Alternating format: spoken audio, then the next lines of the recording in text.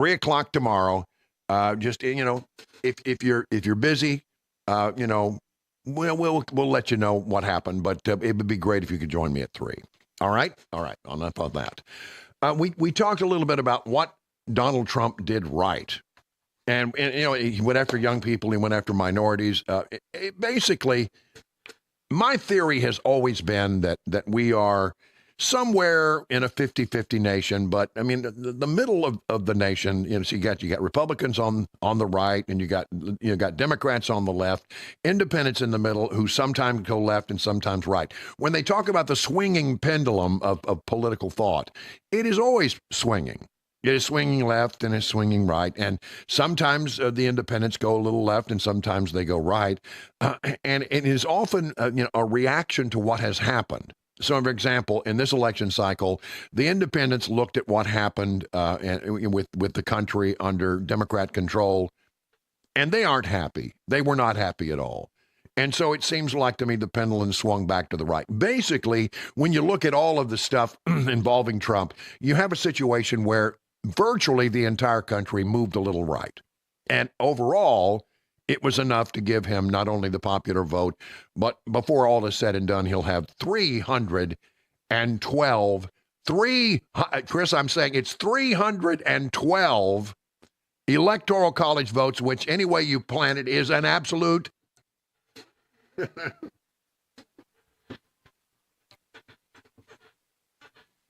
doing the swim. The Ventures, ladies and gentlemen. Everybody watching on Super Talk TV is going, what is he doing? Yeah. Oh, yeah, because they don't hear the music. They can't hear the music. Yeah. Here's the drum solo.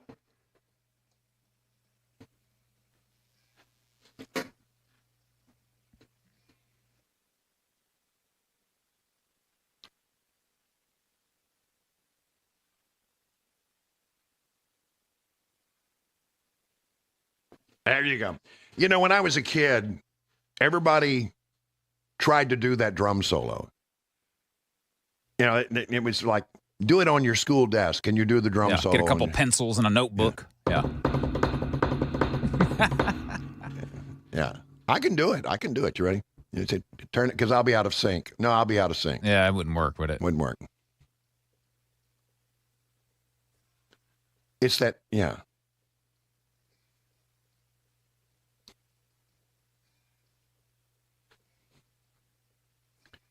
Here goes. Yeah. Yeah, Good baby. stuff. All right. We really just don't have enough surf music in our life. I love surf music. It's good. You know who does good surf music? Who's that? Marty Stewart and the Fabulous Really? Superlatives. Oh, yeah. Everyone. I was at the Grand Ole Opry, and Marty Stewart was performing with the Fabulous Superlatives. Handsome Harry plays drums, and you got this guy called Kenny Vaughn, Cousin Kenny. Mm-hmm. He loves surf music, and every once in a while at the Grand Ole Opry and other places, they'll just break into a surf song, and it's awesome. Ah, interesting. But I did not know that. The drum.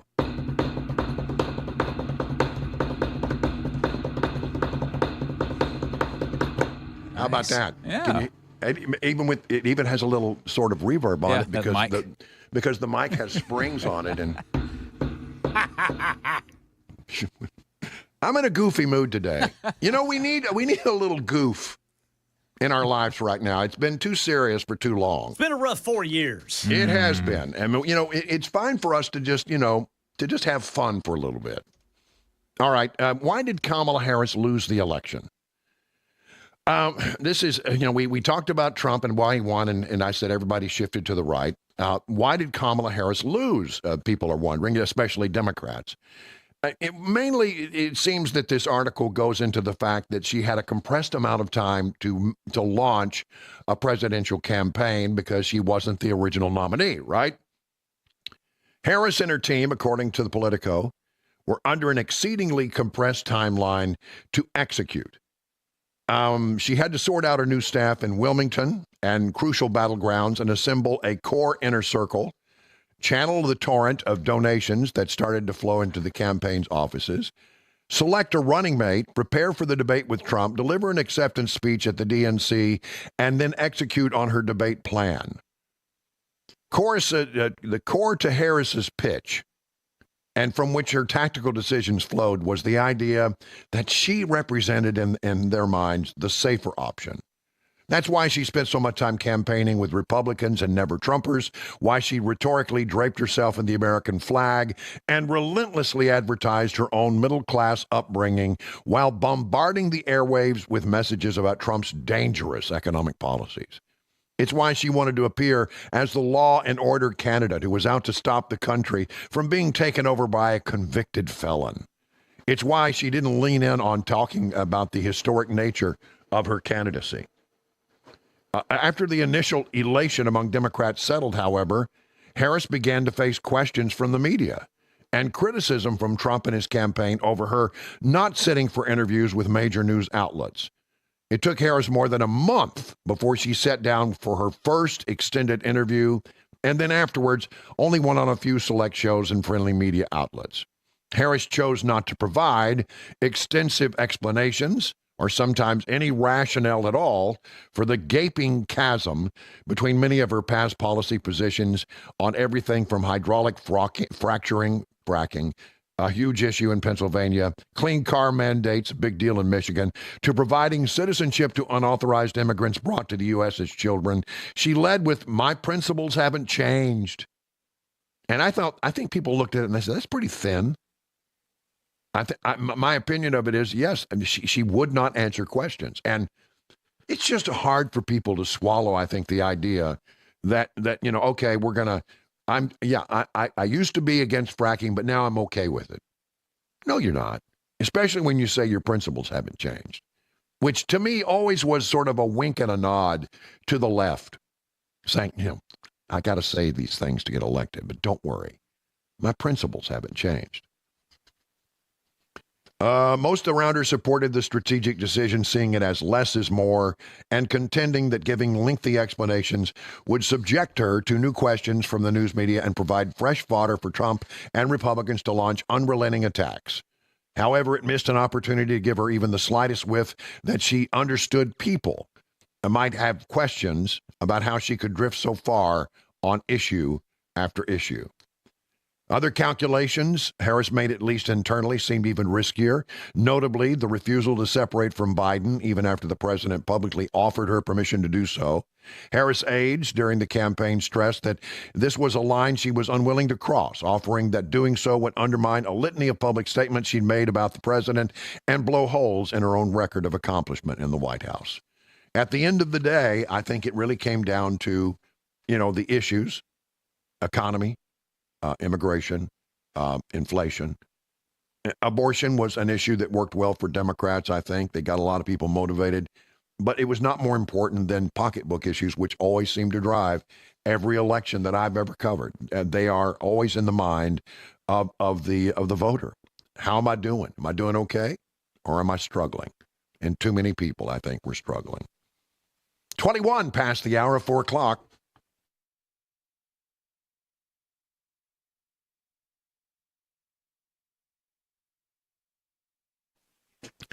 Hey, have you noticed how unreliable things have become these days? Like when someone tells you, that thing you want will be ready at 4 o'clock and it's not ready. People are really tired of that kind of stuff. If you've had it with unreliable vehicle repair shops, come to Eurofix. Eurofix will have your vehicle ready when they say it's going to be ready, so you're not standing around wasting your time. Eurofix repairs all European cars with quality that beats the dealer without dealer pricing, and that's because dealer repair shops are designed to pay virtually all of a dealership's overhead, and that is a lot of money. Why would you want to pay for that? At Eurofix, reliable means a 3-year nationwide warranty, plus a free loaner car with every repair appointment. Make sure you call ahead. Loaner cars, very popular. If you're tired of unreliable vehicle repair shops, come to where it is reliable. Eurofix, family-owned for some 24 years. Call this number, 844-EUROFIX, or visit myEurofix.com. That's myEurofix.com. The guaranteed offer is the easiest way to sell your home. It's really simple. We bring you an all-cash offer. You close in as little as 21 days. No home inspections, no lockboxes, no open houses. Go to markspain.com to get a guaranteed offer and start packing.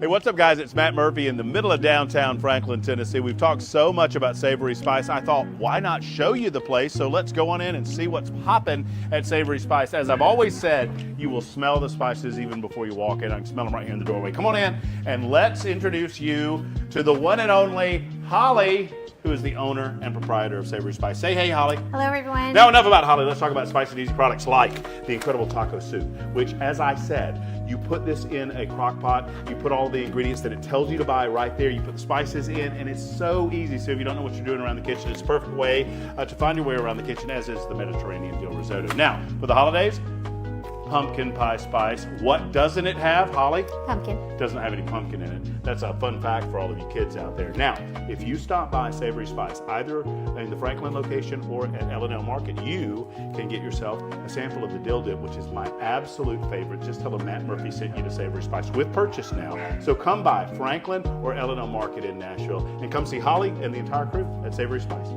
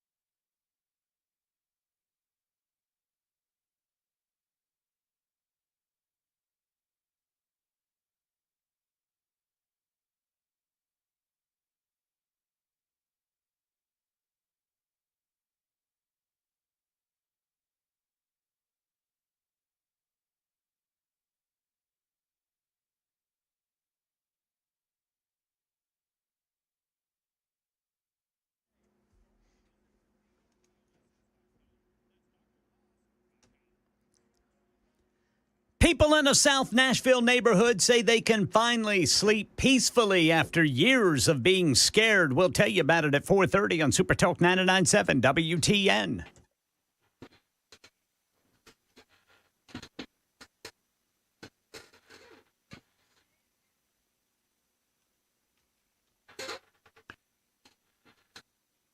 Yeah, I mean, I'm telling you, every Saturday morning, that was where you had to be when I was a kid. I used to watch it after school. It was in the reruns when I was a kid. Yeah, yeah. Right there with Gilligan's Island. Yep. You see, are any of the monkeys still alive? I have to see. I think. I think Davy's still alive, isn't he? I believe so. I think he lives here, too, from what Really? I understand. Davy Jones. Let's see. No, Davy Jones died in 2012. That was my memory. And Nesmith passed away not long ago. Peter Tork is gone, and that would leave, who's the last guy? Monkees. Mickey. Mickey Dolenz. Yeah. I think he may still be alive. Let's see. I think he's the one that... Mickey Dolenz. Yep, Mickey is still with us. 79 years old. Whew. You know, it was a goofy show, and you know, a huge controversy I remember about the Monkees when they were on TV is this: did they really play their own instruments? Yep. And the truth of the matter is that many of their songs were written by, I mean, really top flight songwriters of the time. Neil Diamond wrote some stuff for them. Carole King, I think, wrote some stuff for them. I forget all the people who wrote, but I mean, a lot of people wrote for the Monkees, and they would, you know, because these guys were doing a television show and they were busy and they were touring and they're doing all this kind of stuff.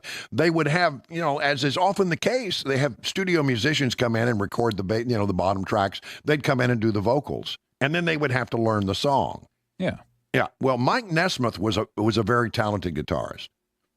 And I think Mickey Dolenz played the drums, if I recall. Yep. And it was Davy Jones was sort of like just a vocalist with a tambourine. Mm-hmm. And then you had Peter Tork. Peter Tork.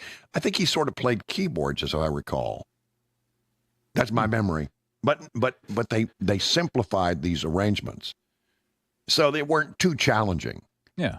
And so they could play them, but they just hadn't played them. in the recording studio mainly because I think because of time constraints. Yeah. It's probably easier and just a whole better, easier process to just have the professional musicians do it. It's really easy, I think, to look at the Monkees and dismiss them as not being serious. But I mean, I love some of their stuff. Oh, yes. I mean, some of the Monkee stuff was really good. Last Train to Clarksville is one of my favorite songs, which, by the way, is written about Clarksville, Tennessee. Did you know that? I did not know that. The story is about a soldier. I mean, the song story is about a soldier who had to go and report for duty. I'll take the last train to Clarksville up to the base there. Yep. And you know, and I don't know if I'm ever coming home. So it was really kind of an anti-war song, but most people didn't pick up on that. But it's really about Clarksville, Tennessee. I never knew that. I'm a font of Monkee trivia. What can I tell you? They're one of those bands that, like, you know the songs you hear on the radio, but they're songs you never heard on the radio, or it's some of the best stuff. Yeah, yeah. We should just have a monkey retrospective today in honor of the escaped monkeys in South Carolina who are still on the lam. Yeah, still.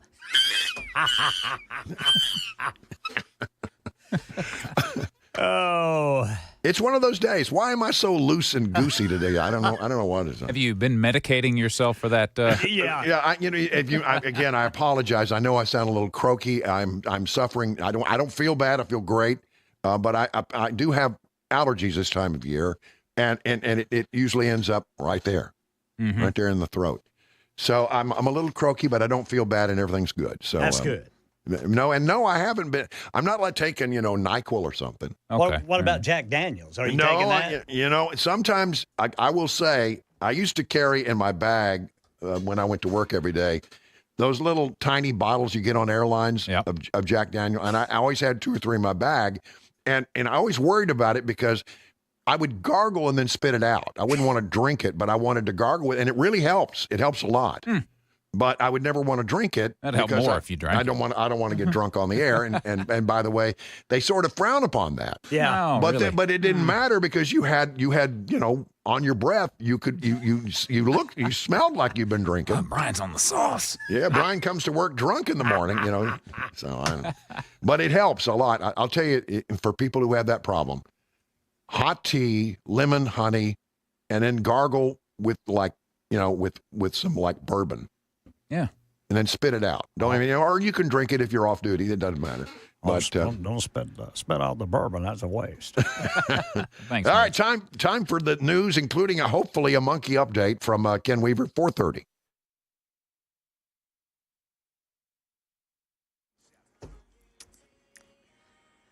I'm Ken Weaver with your top story. Full forecast and traffic in 5 minutes. People in a South Nashville neighborhood say they can finally sleep peacefully. They've been scared for years, they tell Channel 4. Put up cameras because we just didn't feel safe just in our neighborhoods anymore. We have a dog for protection. I wouldn't walk down the street by myself, that's for sure. Yeah, especially at night. I mean, there's just all kinds of activity going on at all points of the day. Yeah, police went to this home on Shasta Drive today with a court order to padlock it. They searched it, arrested 2 people, then padlocked the home because of shootings, car break-ins, fights, and drug deals involving homeless people who have lived there. The owner of the home due in court next week, where he will either be allowed to fix the issues or be ordered to sell the home. Defense Secretary Lloyd Austin praising international relation building his department was able to accomplish, from supplying aid to Ukraine and Israel to improve diplomacy in the Indo-Pacific. He told reporters in Miami today they would assist in a smooth transition process. The American people have spoken, and our fellow citizens have just elected the next president.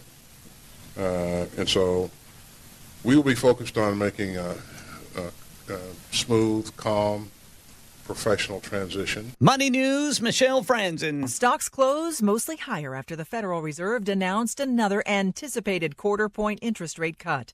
The Dow closed almost flat. The Nasdaq soared 286 points, and the S&P ended up 44 points. Fed Chair Jerome Powell was asked how the incoming Trump administration might affect the board's plans. He says in the near term, the election will have no effect on policy decisions. Trump Media and Technology Group stock is pulling back from its election spike. Shares have fallen by double digits. The Nasdaq was surging ahead of the Fed announcement thanks to Nvidia and Amazon rising to new highs. Mortgage rates have now risen for 6 consecutive weeks. Shares of the rideshare company Lyft rose more than 20% after reporting better than expected third quarter earnings. Lyft also announced partnerships with autonomous vehicle companies. That is the latest news. Traffic and weather next. I'm Ken Weaver, WTN News.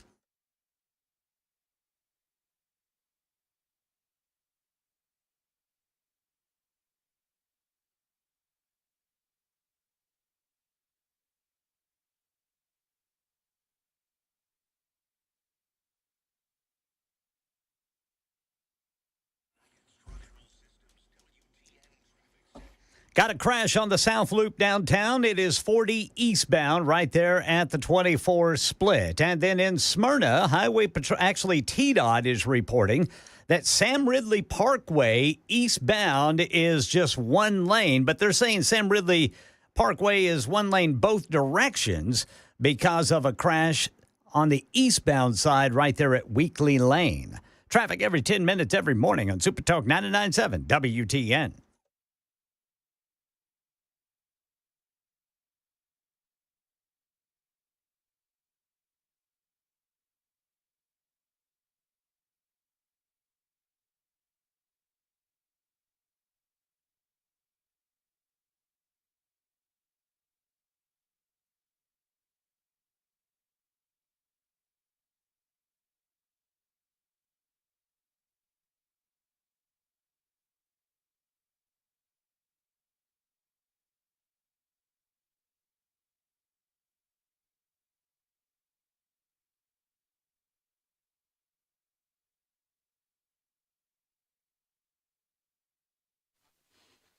Hey, a special announcement from our folks over at United Structural Systems. You know, they're the place you go if you got problems with your foundation or waterproofing or sinking or sloping concrete. But today they want to talk about something else. USS is sponsoring the Run to Remember Tristan 5K and 1 mile fun run in Pleasant View, Tennessee this Saturday, November 9th at 7 a.m. The event is held in Pleasant View Community Park, dedicated to honoring the life and memory of Tristan Franklin, bringing friends and family together to celebrate his legacy.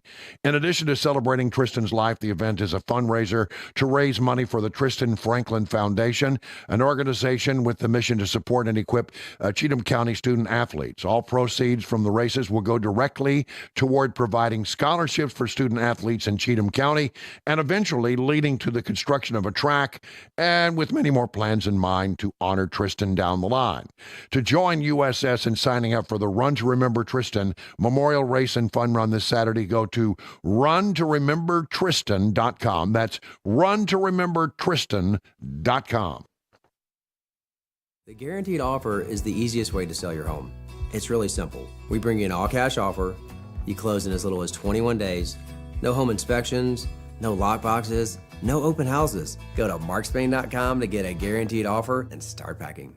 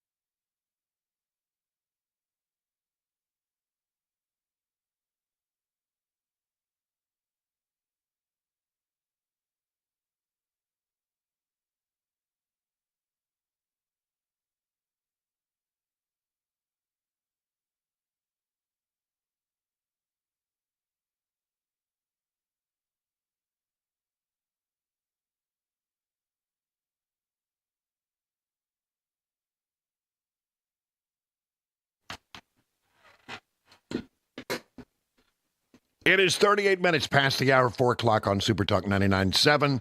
This is Brian Wilson. We're well into hour number 2 of the drive on this 7th day of November. As we sort of do a post-election analysis, a lot of people are looking, at the election to try to figure out what went right and what went wrong for the Democrats. The Democrats are licking their wounds. I mean, this soundbite from Congressman Steve Cohen is really something. We played it a little earlier, but in case you missed it, Steve Cohen, Tennessee Democrat, had this to say on an interview that he was doing. We lost. And when we've lost, he's going to appoint Clarence Thomas as successor. He's going to appoint Alito's successor. He's going to have a Senate to confirm him. He'll find 35 and 40-year-old fascists who'll serve for 50 years. And this country is effed. Well, don't put too fine a point on it, Steve. I'm not thinking we'll keep the House. And if we don't keep the House, stands the House and the Senate both, all we can do is bitch. All right, Steve Cohen, you're a member of Congress. There you go. Okay. Here's something to think about. What if you spent $2.1 billion and didn't have anything at the end of the day to show for it? You would say, well, that was a bad investment, wouldn't you? The Harris campaign and allied groups burned through more than $2.185 billion with a B dollars, trying to prevent former President Donald Trump from completing the greatest comeback in American political history, according to Open Secrets. The Democrat losing effort comes even though the Harris campaign outraised the Trump campaign. From January of 23 to October of 24, the Harris campaign raised $997 million. The Trump campaign raised $388 million. The vast sum of spending does not include millions of dollars invested in smaller amounts by Democrat allied organizations. The top organizations spent total $2.185 billion. So the Harris for President campaign spent $875 million. A group called Future Forward spent $621 million. The DNC spent $368 million. The Harris Victory Fund spent $321 million, and it just didn't add up to a win. I mean, money is used to say, it's the mother milk of politics. You got to have money to run, but and they end up apparently with a debt after all that. In the end, the Harris campaign and allied groups spent more than $2.185 billion trying to prevent former President Donald Trump from completing the greatest comeback in American political history, Bloomberg reported using Open Secrets data. So there you have that, $2.1 billion.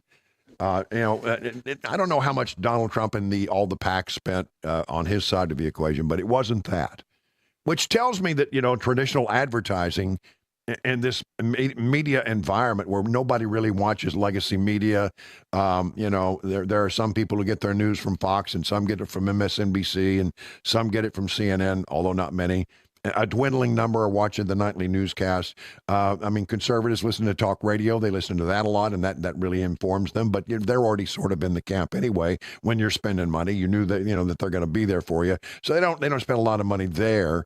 What they do is they go into the battleground states and they dump a ton of money, radio, print. Everything, and it just didn't pan out for them. $2.1 billion, and you have a debt at the end of it all, and you didn't win. That's a high stakes game. Let's see. This is interesting. Pierre Thomas from ABC News, they're sort of their Department of Justice reporter, talking about the Trump many cases that are still out there aimed at Trump, the legal cases.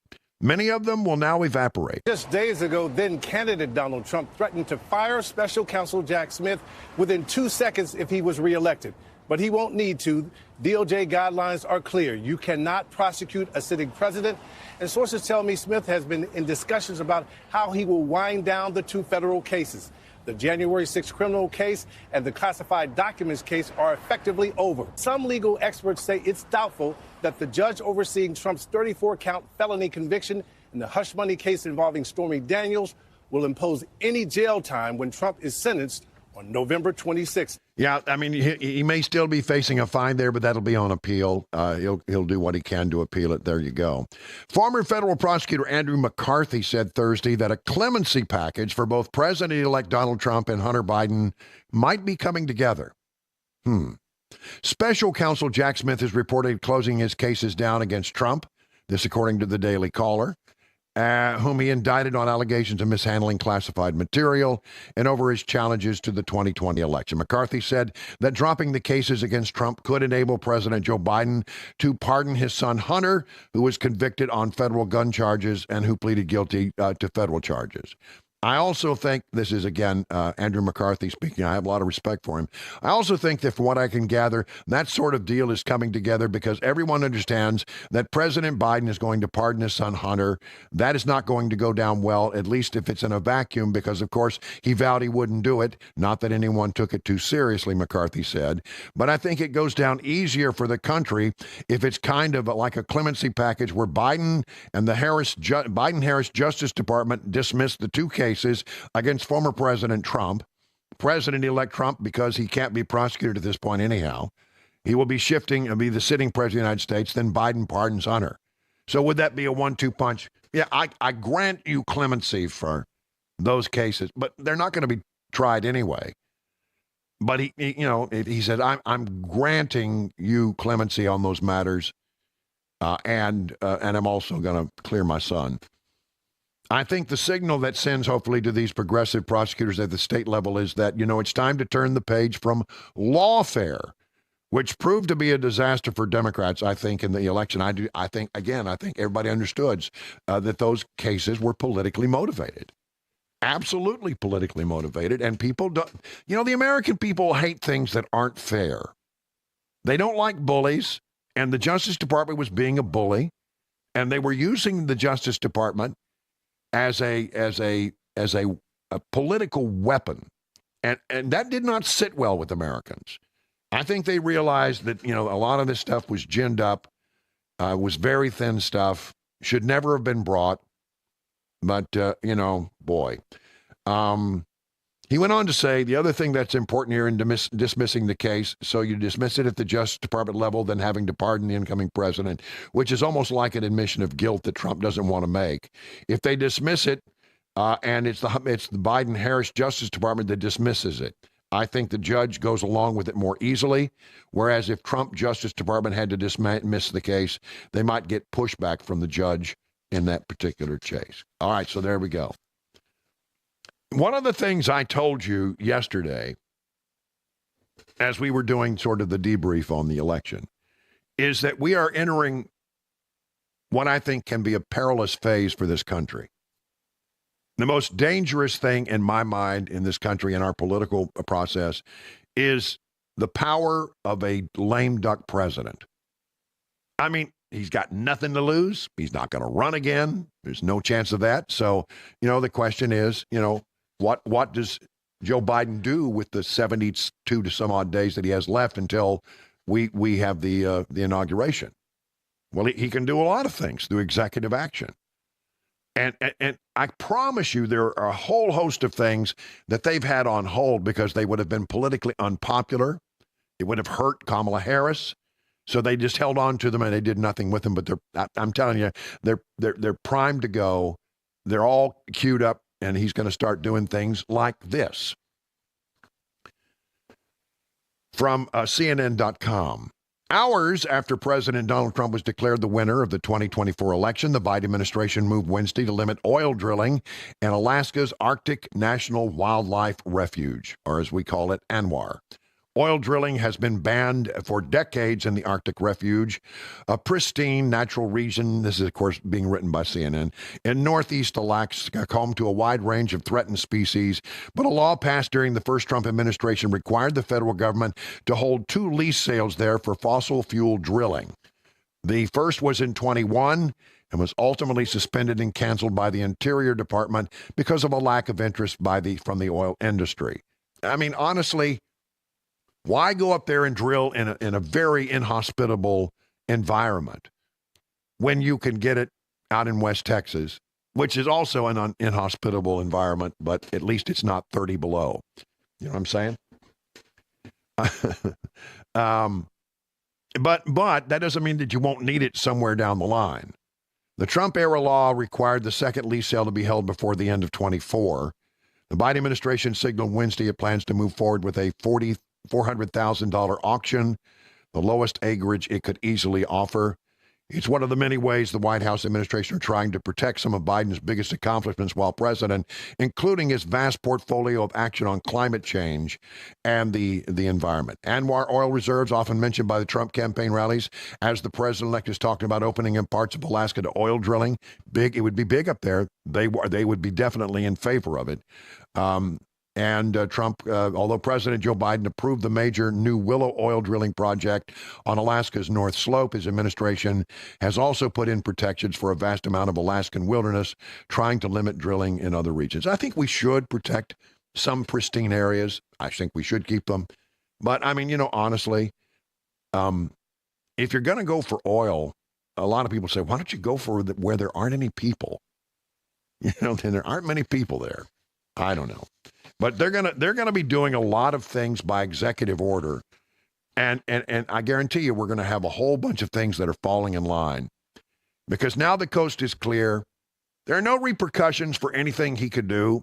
Basically, he can take any executive action he wants. Now that doesn't mean that Trump can't come in and undo it, but he's going to do as much as he can and try. And I'll tell you the other thing to watch for in these transitions: a lot of people who are political appointees being given jobs that aren't political appointed jobs. In other words, they bury in to the government at various layers. It's the deep state, and the Democrats are really good at finding places for those folks to be, so they're still sort of hidden within the administration, and they work against the interest of the Republican administration as part of the deep state. 50 minutes now past the hour.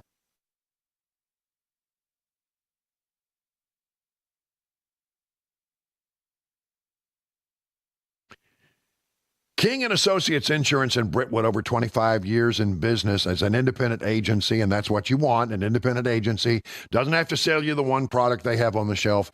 They can look around. They can find, look at many different companies until they find a policy that really meets your needs, give you the most bang for your insurance dollar. That's what you want. Great coverage as inexpensively as you can get it. They'll help you find that. And the other thing I love is that if you dial this number, 615-329-8121, you don't get a call center, you don't get a phone tree, you get an actual human being. I know, it's rare. It doesn't happen in many places, but it still happens there. And that person will help you answer your question or find somebody who can.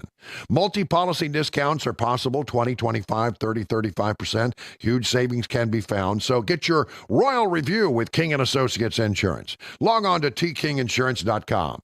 King Insurance and Associates, royal treatment and great rates.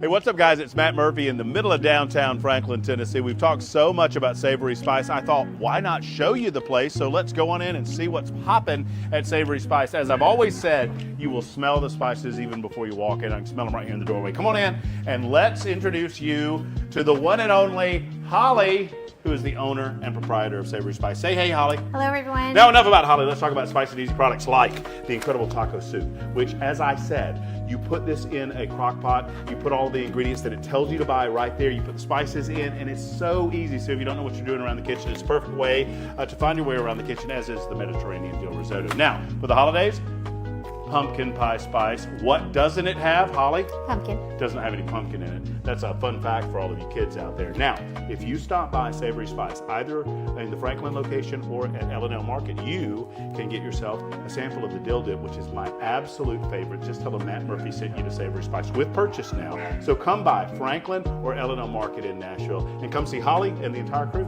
at Savory Spice.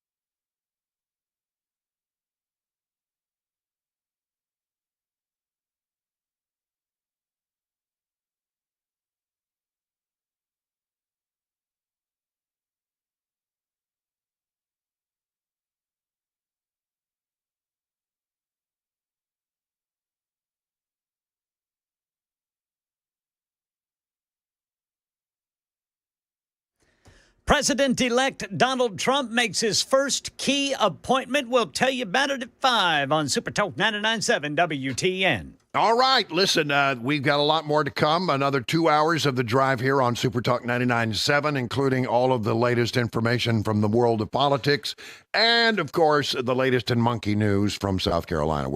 We will not leave any stone unturned in the continuing search for 43 escaped monkeys in South Carolina. I don't think they're hiding under the stones, Brian. No, they're not. Look They're at the not trees, maybe. They're in the trees, not under the rocks. That's right. They should put a barrel out there. Yeah. We'll call it 57 minutes or 58 minutes past the hour. Restoration Wellness is a leader in advanced therapy treatments for arthrosis and chronic pain in Middle Tennessee. Chronic pain affects 20% of all U.S. adults. Chronic pain increases with age, affecting nearly 50% of adults over the age of 65. Do not let your chronic pain control your life. There are things that can be done. Restoration Wellness has the newest technology in joint injections, minimally invasive treatments to relieve pain without needing surgery. Restoration Wellness joint injection treatment can relieve anything from shoulder pain, hip pain, knee pain, everything in between. They put together personalized treatment plans specific to your needs with an office consultation. So let the team at Restoration Wellness help you achieve your health goals this year. Call the Restoration Wellness team today at 615-470-8124 or visit them on their website, restorationwellnessmedspa.com, to book a consultation. Now, you're going to meet my friends Carly and Jamie. Who'll take great care of you like you're part of the family. You can say goodbye to your chronic pain and get a new lease on life. Don't let chronic pain control your life. The guaranteed offer is the easiest way to sell your home. It's really simple. We bring you an all-cash offer. You close in as little as 21 days. No home inspections, no lock boxes, no open houses. Go to markspain.com to get a guaranteed offer and start packing.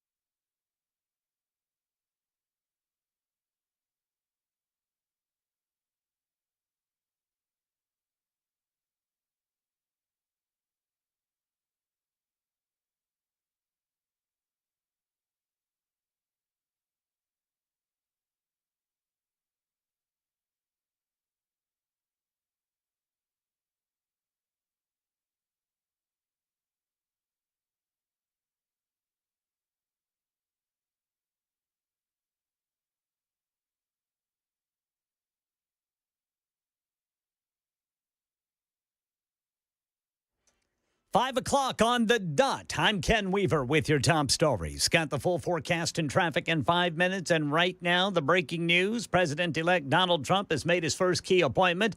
He has named campaign manager Susie Wiles as his White House chief of staff. The Associated Press says Wiles is widely credited within and outside Trump's inner circle for running what was, by many descriptions, his most disciplined and well-executed campaign. Trump says Susie is tough, smart, innovative, and is universally admired and respected. Susie will continue to work tirelessly to make America great again.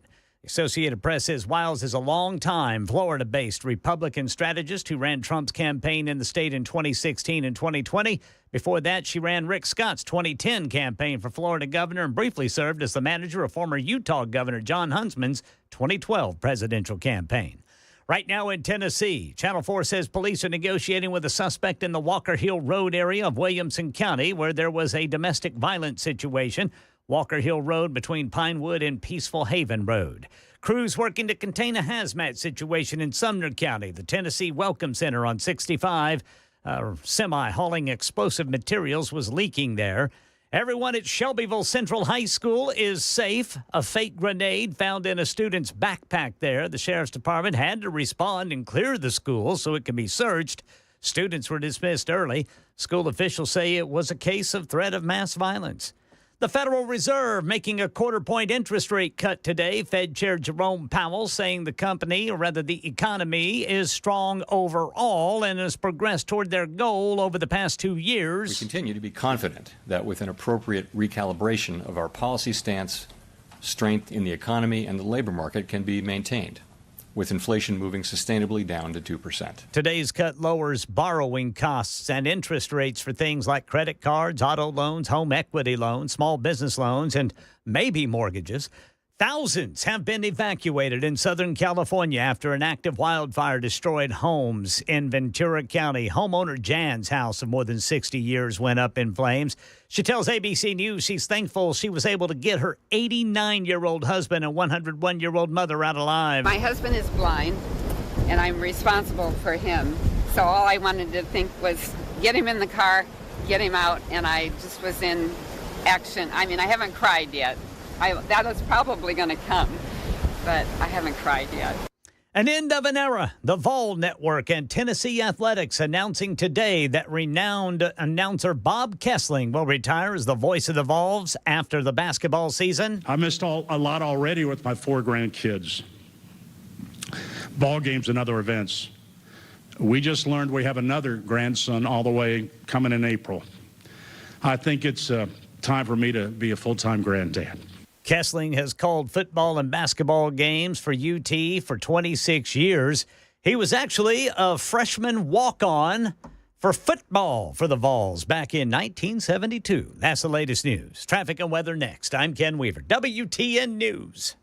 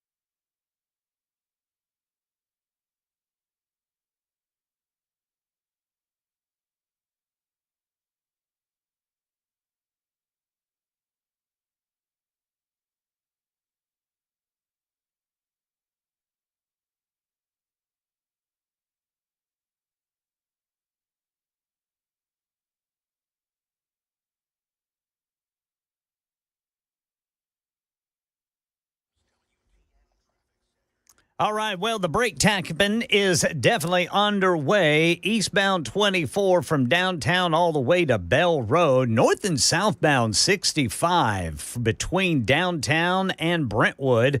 A lot of brake tapping there. Not really any crashes or anything. It's just volume. Folks trying to get off and on 440 and then 40 downtown. Checking that crash we were watching there in Smyrna on the very busy Sam Ridley Parkway.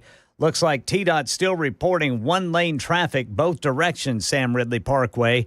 The crash is eastbound, but it's affecting both directions right there at Weekly Lane. Traffic every 10 minutes every morning on Super Talk 99.7 WTN.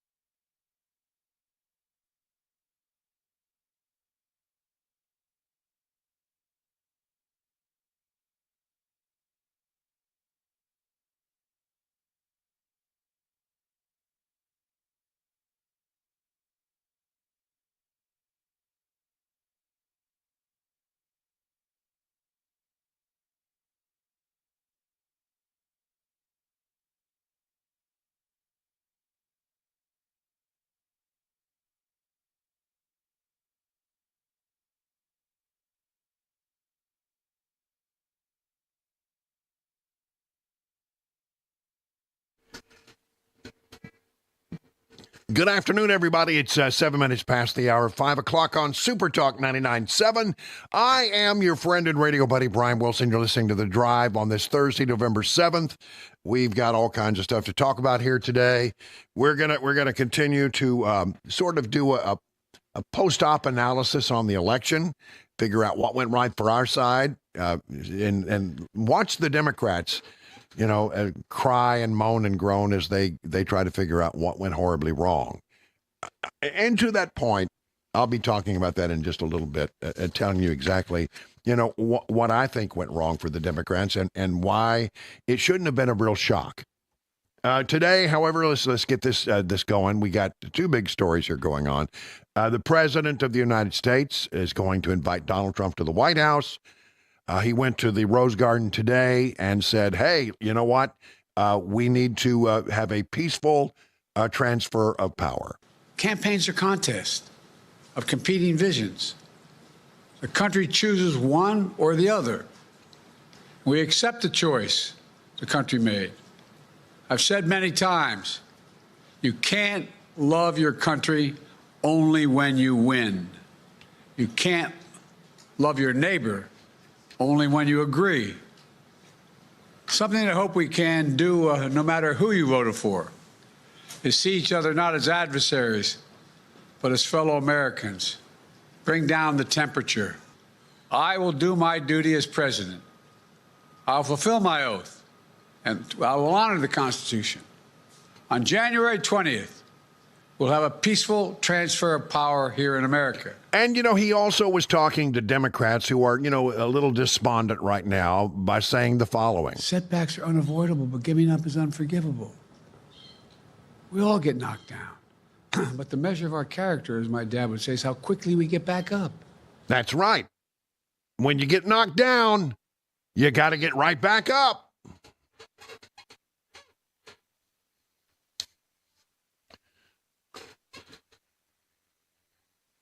Well, it'll be a while for them to rebuild.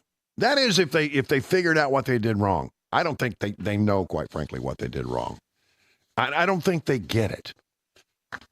It's almost like they have a blind spot for understanding how things, came our way. There's an editorial in USA Today, and it's an opinion piece. I'm trying to figure out who wrote it at USA Today. But I don't have that information. Nicole Russell, an opinion columnist with USA Today. Here, let me just read a little of this because I think it's dead on. Voters strongly rebuke Democrats by electing Trump, but will progressives listen? Americans not only rejected progressive ideas, but also rejected a Democrat Party that views them as less than, and with disdain and full-throated contempt. President Trump has been elected again, and this time by a wide margin. Americans have strongly rebuked Democrats nominee Kamala Harris, President Joe Biden, and their progressive ideas. The voters have spoken loud and clear. Will the Democrat Party listen to what the majority of voters said? Trump's victory is a message to Democrats. 4 years after Republicans lost the presidency, President-elect Trump, Vice President-elect J.D. Vance, and more than 72 million Americans harnessed a red wave that knocked down the blue wall and swept the GOP back to the White House and back to control of the Senate, with perhaps control of the House yet to come. Trump is even leading the popular vote by about 4.8 million ballots as of Wednesday. Trump didn't just win, he won decisively. Dispelling any concerns about contentious legal fights over the vote, the race was called in less than 12 hours after polls began to close in the Eastern time zone. In Texas, where this author lives, Trump flipped Starr County, listen to this, which has voted for Democrats way before she was born, 1982. He also managed to flip Miami-Dade County in Florida, a county that's been blue since 1988. I'm stunned. I spent the past 6 months buried in slogans and predictions that Biden wouldn't be a second-term president until he wasn't. Then it was Harris, whose joy and hope would save the nation from the billionaire-turned-convict Trump, whose presence on the ballot was supposed to be a threat to democracy. What a difference a day makes. Trump has not only won, he won, well, bigly, as the kids say. This isn't a joking matter. Trump's lopsided victory and the long list of wins by the Republicans across the country should send a chilling message to the Democrat Party. Democrats propped up candidates who sprout extreme progressive ideas while expressing contempt to the electorate that they were trying to win over. You don't win by dismissing voters' concerns about the high cost of necessities, out-of-control illegal immigration, or the visible decline of the current president who had to be replaced as the party's nominee because he just wasn't up to the job. You also don't win by calling tens of millions of Americans who support your opponent garbage. Americans saw through the Biden-Harris charade, or charade. Charade. That's the more American way to say it. Why did I say it the English way? Getting fancy. Oh, charade. It's such a charade. It sounds like Captain Jean-Luc Picard. It's a charade, I tell you. It's a charade. Over the past few months, I tried to convey this repeatedly. The majority of Americans can see reality with their eyes. The Democrats tried to win by gaslighting the voters, and that failed. George Orwell wrote in 1984, "The party told you to reject the evidence of your eyes and ears. It was their final, most essential command." Americans heard that command and said, "Goodbye, Joe. No, thank you, Kamala." On the campaign trail, Biden, Harris, and vice presidential nominee Tim Walz kept telling the American people they were wrong about the life they were living, that their own eyes, ears, and bank accounts were wrong, not the Democrat Party's failed policies. Harris maintained that Americans were mistaken about inflation and the economy, even though anyone with a brain and a wallet could see groceries cost ever more. Harris kept telling Americans nothing was wrong with immigration and border security until the end of the campaign nearly, even though Americans could see statistics showing record-high migrant encounters at the border during the Biden administration. Little of what Harris and Walz said reflected American experiences on the economy, on immigration, the border, and abortion. Why would Americans elect someone who says the president they are experiencing firsthand are fabricated? The experiences they were getting firsthand are fabricated. How can Harris Walz fix problems they say do not exist? Harris and Walz were incompetent and extreme. We'll learn more about as the days go on about who voted and why. But it's clear that Americans could see and hear that Harris couldn't explain what she would do as president or how she would accomplish what the Biden administration had failed to do for 4 years. The messenger failed, and the message failed as well. Harris tried to say she no longer supported progressive ideas that were foundational to her first bid for the presidency only 5 years earlier. It wasn't clear that she truly believed or wanted to do. But Walz's record as governor of Minnesota seemed like the most obvious roadmap. Walz turned Minnesota into a haven of progressive policies that rivals California, from abortion on demand to spending the huge surplus on more costly programs, resulting in even higher taxes. Minnesotans don't just boast to be nice people in cold winters anymore. It's where progressives go to prove their ideas are awful. Turns out the rest of America didn't like that plan. Voters rejected the Democrat Party's progressive agenda and rejected it by a wide margin. The Democrat Party is seething with disdain. That's not all Americans rejected. They rejected a party that views them as less than, with disdain and full-throated contempt. On PBS Late Night on election night, Jonathan Capehart said that due to the election results, I can't help but wonder if the American people have given up on democracy. That's what they think. Americans who voted for Trump have given up on the democratic process that returned him to the White House. Leftists who hold contempt for Americans' free and fair choice to vote for Trump and other Republican lawmakers demonstrates a big reason why Americans made that choice in the first place. Americans grew tired of progressives lecturing, shaming, and insulting them, then seething in a self-righteous pout because their own arguments had failed. On CNN, Republican analyst Scott Jennings, by the way, he was brilliant over there, trying to, I think, when CNN hires somebody to come in and be the Republican voice, I think they're looking for somebody who's just going to get wiped out. That was not Scott Jennings. He was very good over there. I'm interpreting the results tonight as the revenge of just the regular old working class American. The anonymous American who has been crushed, insulted, condescended to. They're not garbage. They're not Nazis. They're just regular people who get up and go to work every day and are trying to make a better life for their kids. And they feel like they've been told to just shut up when they have complained about things that are hurting them in their own lives. Man, is that it or not? That is it. If Democrats are serious, Nicole writes, about someday earning the privilege to again represent the majority of Americans, they'll right their own ship. At the moment, the Democrat Party is the Titanic, and Trump is just the tip of the iceberg. I love that. I love that. And I think it's exactly right. And, you know, it sort of feeds into my overall theory about Democrats. Democrats, when given the levers of power, cannot help themselves.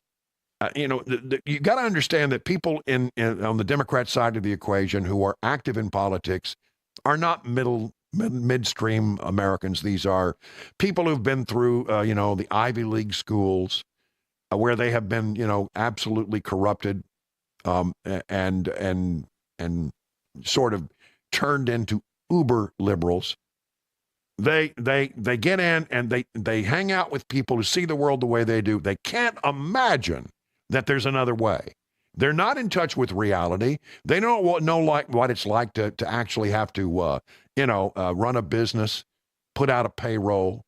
They don't know what it's like for average Americans around here struggling because, well, it's not anything that they have in their experience. And so they look at the world and they say, well, here we are. We've got the lever of power. We're going to do this. We're going to have all our great ideas. And they go always a step too far. Well, Americans, get the final say in this country.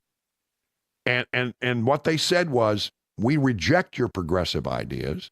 They haven't worked well for us. You don't have any idea what we're going through here in real America, where people get up and go to work every day and work 9 to 5 and maybe work an extra job. They don't know what it's like to be a farmer. They don't know what it's like to be a rancher. They don't know what it's like to be a roughneck in the oil field. They don't know what it's like to be you. Many of the people listening in the sound of my voice. But they got a message on Election Day.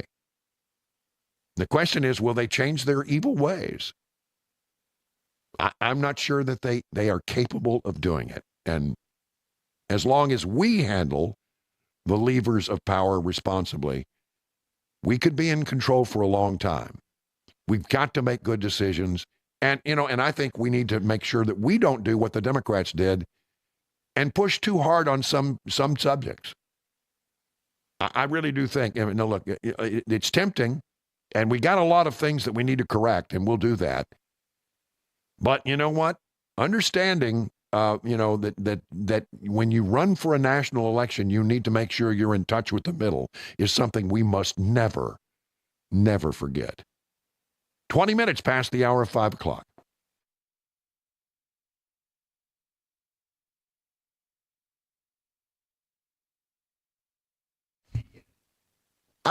We wish it were true. We wish you had a pill or a spinal cream that can magically open up your spinal disc and take the pressure off your nerves. If you have back pain or neck pain, chances are it's pressure on your nerves. And you have a couple of choices. One is to undergo surgery. Yeah, but there's another option. Non-invasive spinal decompression. I chose non-surgical spinal decompression at the Wellness Institute of Nashville. They got state-of-the-art facilities and this amazing high-tech equipment offering the latest non-surgical procedures. And because getting better is important to Dr. Kevin Mitchell and Dr. Ashley, they're offering half-off spinal decompression treatments and half off the KT knee machine. And listen, when you go there as a new patient, you get an exam, a consultation, an x-ray if you need one. They will come up with a plan of treatment, and you will undergo your first treatment, and all of that will cost you only $23. You'll get a good sense of it. And remember, after that, it's half off spinal decompression treatments and half off the KT machine if you need one. I'm Brian Wilson, and I put my stamp of approval on the Wellness Institute of Nashville. So call them today, 615-246-5009. Learn more at painisbad.com. The guaranteed offer is the easiest way to sell your home. It's really simple. We bring you an all-cash offer. You close in as little as 21 days. No home inspections, no lock boxes, no open houses. Go to markspain.com to get a guaranteed offer and start packing.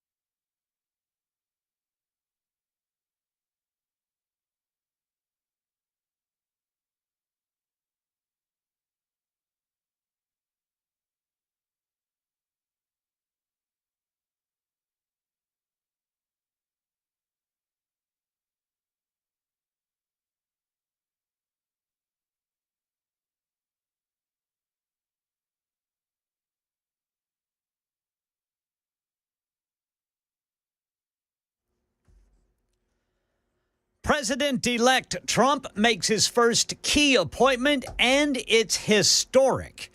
Another interest rate cut. Shots fired at random people on a North Carolina interstate. These stories and more at 5:30 on Super Talk 99.7 WTN. And monkey news. Don't forget the monkey news. Oh, I've got it, brother. You've got the monkey news. If you don't know, it's been a hell of a thing going on down in South Carolina.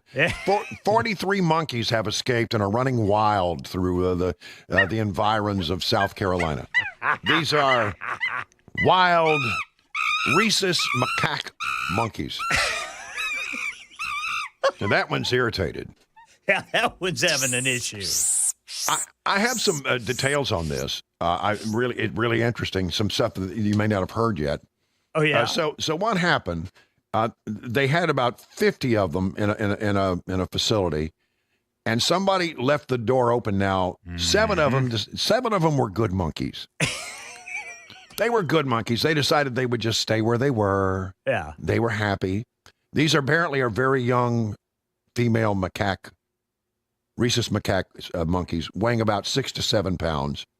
They had not been used for testing as yet because they were too young. And so they're trying now, the company is called Alpha Genesis, and they're trying to entice them to come back with food. So out there waving bananas around, I guess. I was going to say, I guess fruit. Monkey. That's what you feed a monkeys. Residents are strongly advised to keep doors and windows secured to prevent these animals from entering your home because they will raid your refrigerator. If you spot any of the escaped animals, please contact 911 immediately. Refrain from approaching them. A caretaker inadvertently failed to secure a door. A group of 57 stayed behind, 43 bolted. They're gone. We're out of here. Yeah. We know what you're going to do to us in a few days. Exactly. They've got eyes. They can see. They can see what's going on. Smart monkeys. Last year, the Alpha Genesis company won a federal contract to oversee, and you told me about this earlier, I didn't know about it, a colony of 3,500 rhesus monkeys on the South Carolina Morgan Island, known as Monkey Islands. There are, ladies and gentlemen, in South Carolina, on an island that they call Monkey Island, there are 3,500 rhesus monkeys. Yeah. A lot of monkeys. Yeah. And they, I think this is where Alpha Genesis gets its monkeys, quite frankly. 8 years ago, 19 primates escaped from the company's facility, but they were captured about 6 hours later. How long have they been missing, Ken? Do you know? They've been missing since yesterday at 1 p.m. So they're being a bit more wily this time. They learned from their last escape attempt, apparently. So anyway, they are looking for the monkeys in South Carolina. I'm rooting for the monkeys. Me too. What the heck? I don't care about Alpha Genesis. I want the monkeys to be free. Free the monkeys. Want them to swim over to Monkey Island and be with their brethren. That's right. What a story. Just a bunch of monkey business. Hey.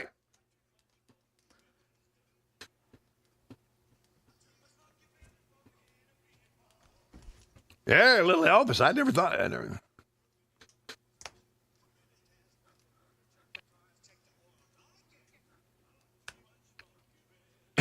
Yes, sir. That's good stuff. That is. Yeah. All right. So Ken Weaver has sworn to us that today, and until this story is resolved, we're going to have daily monkey updates. You betcha. Here's an update that I want to bring to your attention, and if you could just bear with me for a moment. If you can do it, I would really appreciate it if you could join me around 3 o'clock tomorrow, right after the news with Ken Weaver. I have a special announcement regarding this program. That's 3 o'clock tomorrow, a special announcement regarding the drive on Super Talk 99.7. So if you can spare a few minutes, I would greatly appreciate it if you could drop by and so I could have a heart-to-heart talk with you about some stuff. It is 30 minutes now past the hour. Time for news on Super Talk.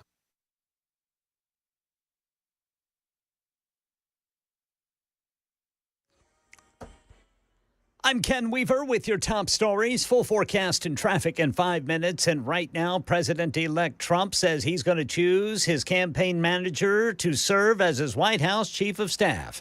ABC News national correspondent Steve Portnoy reports.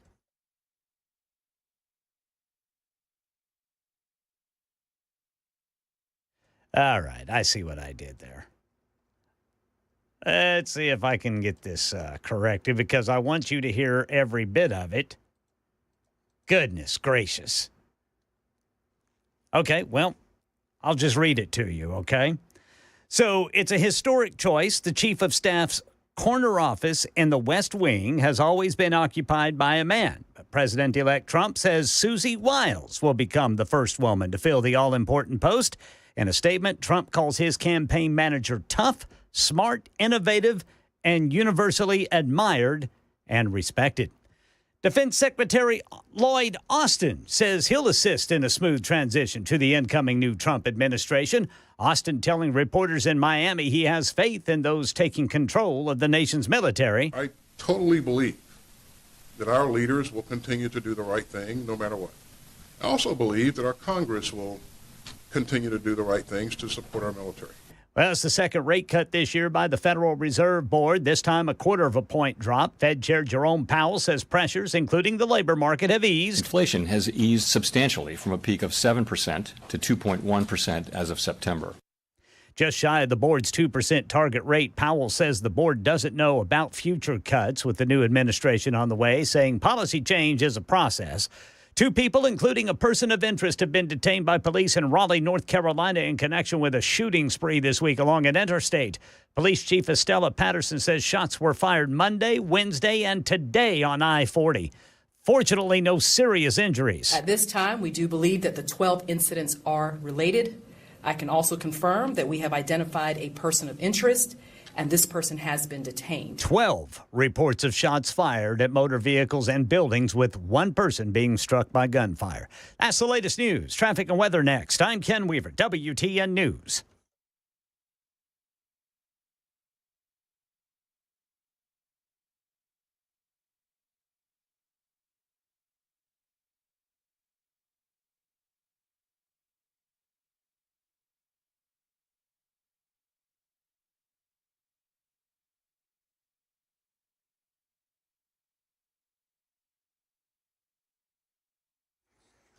All right, in addition to the usual bumper-to-bumper traffic trying to get home out of downtown Nashville, we do have one crash to tell you about once you get to Murfreesboro. This is going to be 24 eastbound between New Salem Highway and Church Street. Highway Patrol reporting 2 crashes, actually, there on 24 eastbound in Murfreesboro. Traffic every 10 minutes every morning on Super Talk 99.7 WTN.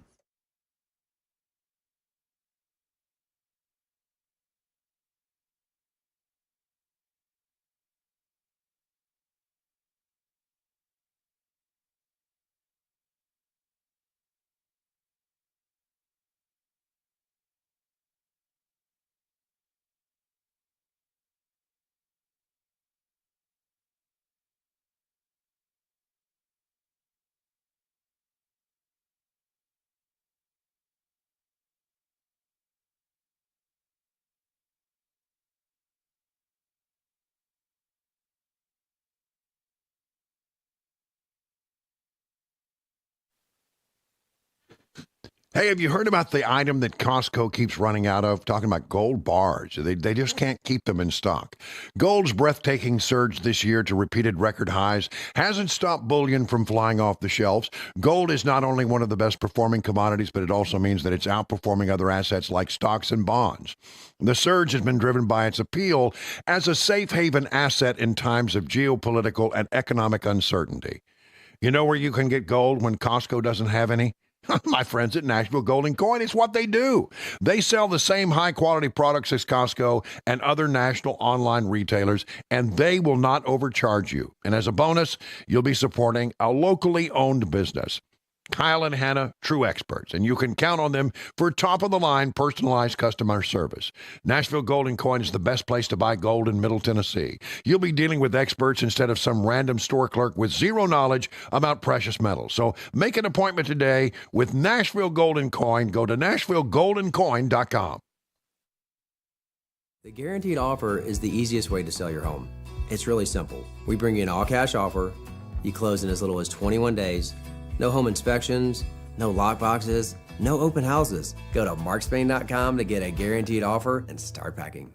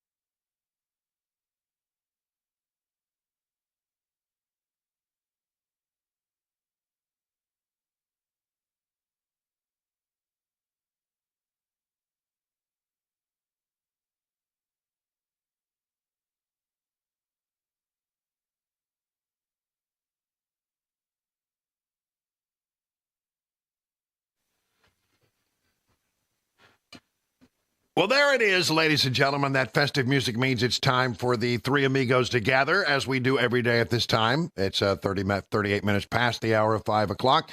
Amigo number one, you know him, you love him, you just can't live without him. It's Kid Weaver in the newsroom, giving us all of the news as it relates to our everyday lives and, of course, the all-important monkey news.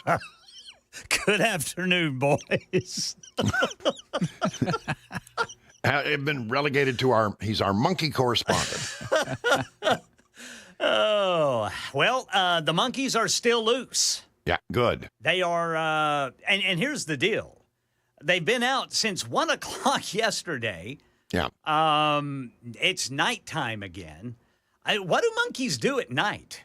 Do they climb up a tree and sleep? Yep. Probably, yeah. Yep. So maybe that's the best time to go get them. We got to figure out where they are first. Yeah, but Well, yeah, I guess that's There's a lot of trees in South Carolina. Yeah, I guess. And only 43 of these monkeys. Well, what are you guys waiting on? Go get the monkeys. Yeah, but so yeah, I guess I'm just picturing trees around this facility, and maybe the monkeys didn't go far.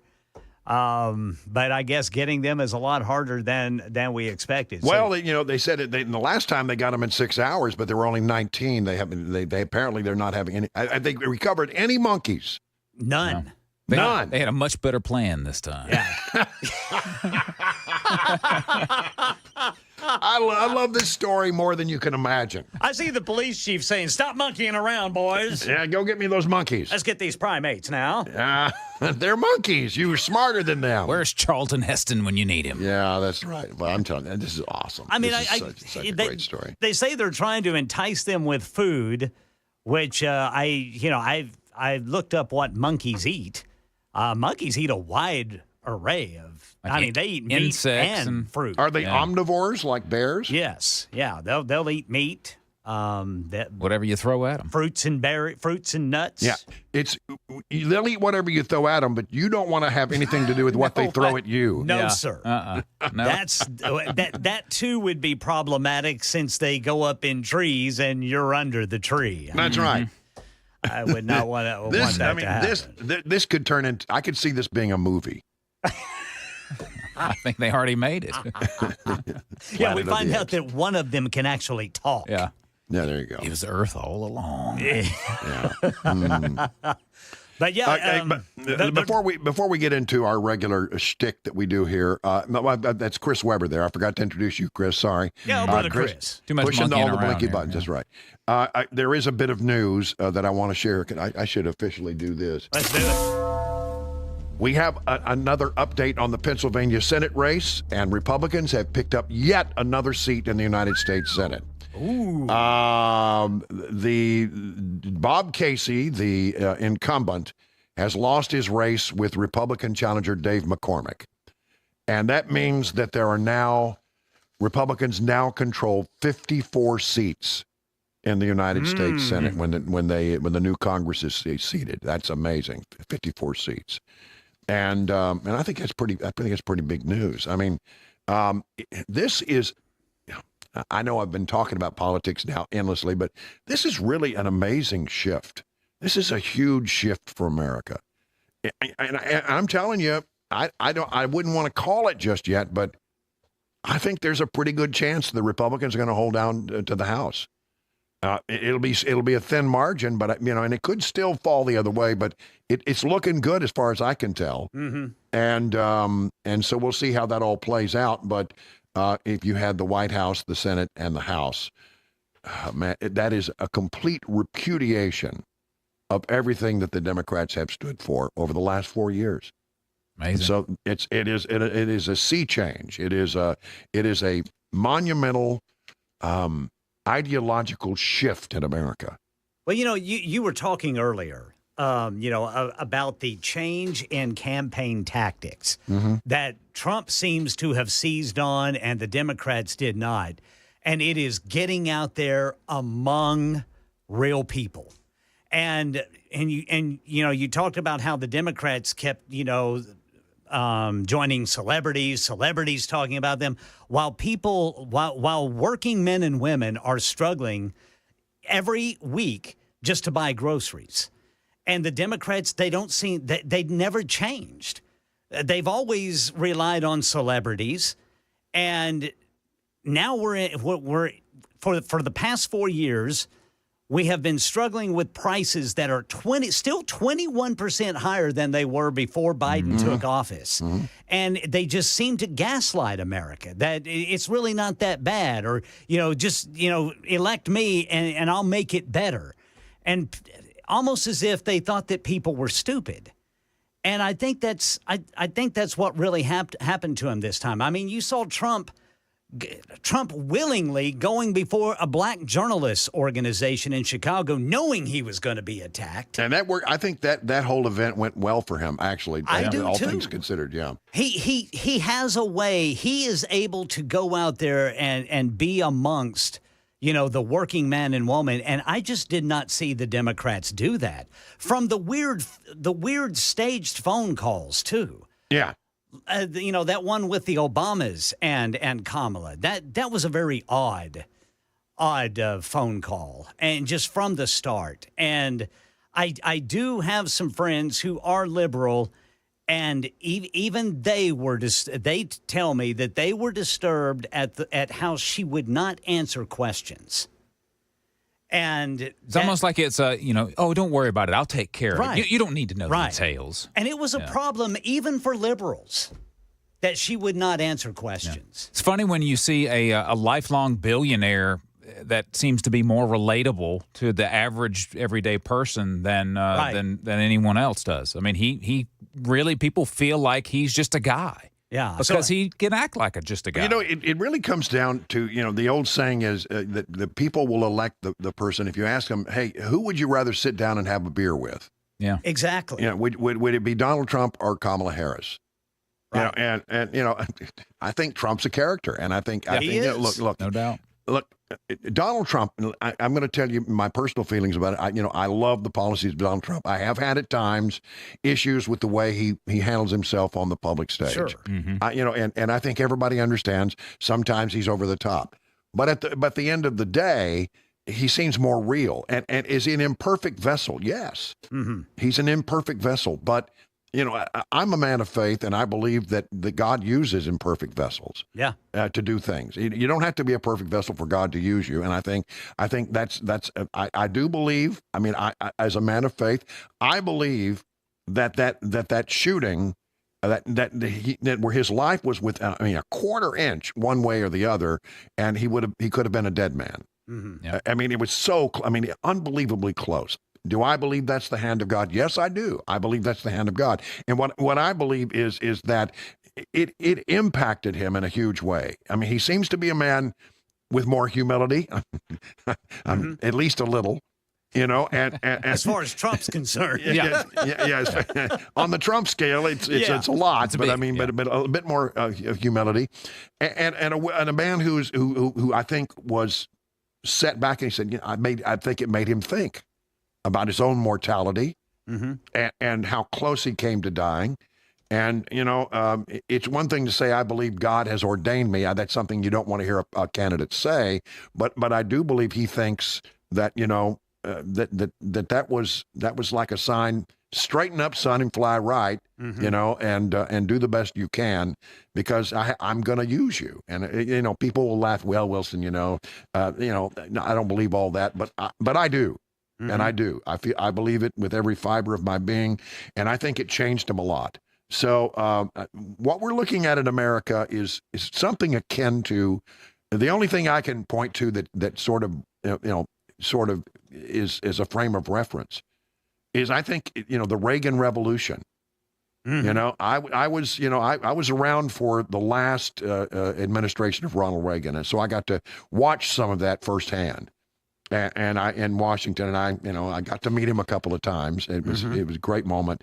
I always remember it. But I mean, America, when they chose Ronald Reagan, it was sort of the same thing. Now, Reagan wasn't quite as out there as Donald Trump is, but he was looked at in the same way by many people in this country on the left as, this man is gonna, he's crazy. Ronald Reagan's crazy. You can't elect Ronald Reagan. And Americans looked at him and said, I think he's the guy I want. And they did it in a huge way. Yeah. And it was a repudiation of everything that Jimmy Carter had done. as president and that Democrats had done when they were in control. This feels like that to me. Different personalities, to be sure, but it certainly feels like that to me. Well, you spoke about this earlier. We are no longer in the day when people get their news from traditional sources. They go to social media. And I think that's where Trump really flourished, was on social media. The social media that I saw from the other side, it was just nowhere near, to me, as effective as what was going on for Trump. And that Joe Rogan interview, and you talked about this, 46 million views. Wow. Yeah. That right there, man. Compare and contrast that to David Muir's nightly newscast, which might have 2 million. Exactly. I think that's where the trenches were, man. And just think about this. Social media. Do you think that in order to get where we are today with the huge shift that we saw in this election, do you think it happened because of the last 4 years? In other words, do you think if Trump would have won his re-election in 2020, would we be in the same place that we are today? Because I'm not sure that we would. I don't think we would. We went through a lot over the last 4 years. Absolutely. Yeah. And I just think that Americans, at the end of the day, the old saying is true. People will vote their pocketbooks. They do. Mm-hmm. But I think it was a complete repudiation of some of the stuff they tried to shove down our throats, like, men playing in women's sports. Yes. That is way outside mainstream thought in America. Absolutely. Yeah. And look, I don't have any problem with somebody who's transgendered. It's your life. Do with it as you please. Right. The libertarian in me says, I don't understand it. I don't have to understand it. You be you, but don't impose that, and don't put men in my daughter's, gymnasium locker room. Right. Mm-hmm. That drove people crazy because it just was too far out. And that's what I'm saying. Democrats will push and push and push, and they always do. They go too far. Yep. They just push it too far. And it's in the history of Democrats, they've always done this. Well, and eventually, mainstream Americans say, BS on that. Yeah. I'm not going to have it anymore. And I think Donald Trump was the vessel that they chose to send that message. And look what he's but done it now. also, look, it's in the United States Senate. They're sending a message. Yeah. And if things work out as we think they might, they'll be sending that message for the House. It's going to be major, major, major close, but that's the message they were sending. So, well, and all the talk about him being a misogynist. Look who he just chose for his chief of staff. Well, he's making history. I was going to play this in a minute, but do you remember Mark Cuban just a couple of days ago? Donald Trump, you never see him around strong, intelligent women, ever. It's just that simple. Well, he just chose a strong, intelligent woman to be his chief of staff. Who ran his campaign. You could make the argument. You could make the argument that chief of staff is a more important position than vice president. Because you are basically running the levers of government and translating what the chief executive wants into what is basically the biggest corporation in the world, the United States government. And so she is, immensely powerful and smart. Obviously, she ran a pretty good campaign. Yeah. So that destroys what Mark Cuban was saying. Well, we didn't even get to any of our boys, stories. I got us off track. But you know what? I'm glad we had this conversation. I mean, that was thoughtful, and we probably should have taken some time before now to talk about this in this way. But right now, it's 51 past the hour.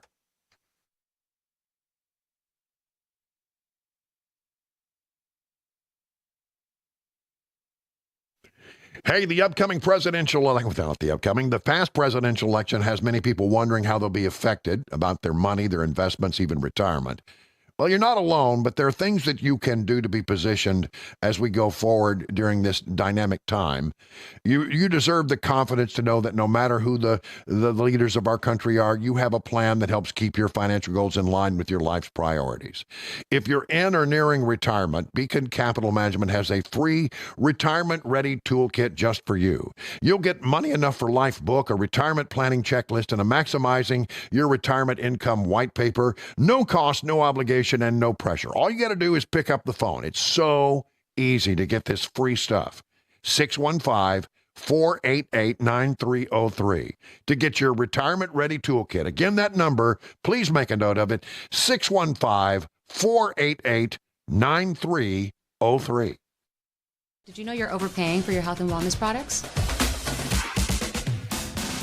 With over 20 company-owned brands offering its members vitamins, supplements, wellness, and skincare products, you're able to save up to 70% off retail. Members Nutrition can't change your life, but we can change the way you live.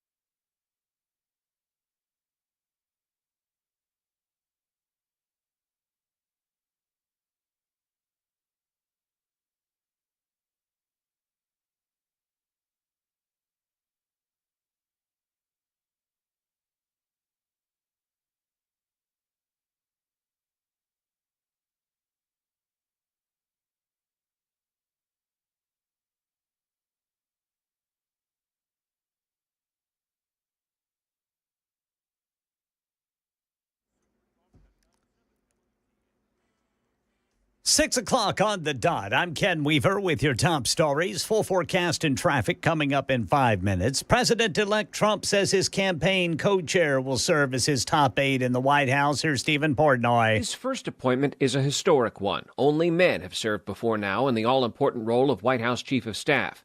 President-elect Trump calls campaign co-chair Susie Wiles tough, smart, innovative, and universally admired and respected. White House reacting to Tuesday's election. Karen Travers. The White House says President Biden has no regrets about his initial decision to seek a second term or any second thoughts about deciding in July to withdraw from the race. Press Secretary Karine Jean-Pierre. When he made that decision to hand over the torch, pass the torch to the vice president, he believed it was the right decision to make at that time. Jean-Pierre said the country spoke on Tuesday night and people were clear on where they wanted to see the direction of this country, and the White House will respect that. Transition from the Biden administration to a Trump administration will include a meeting between the two, which Jean-Pierre says both teams are working on.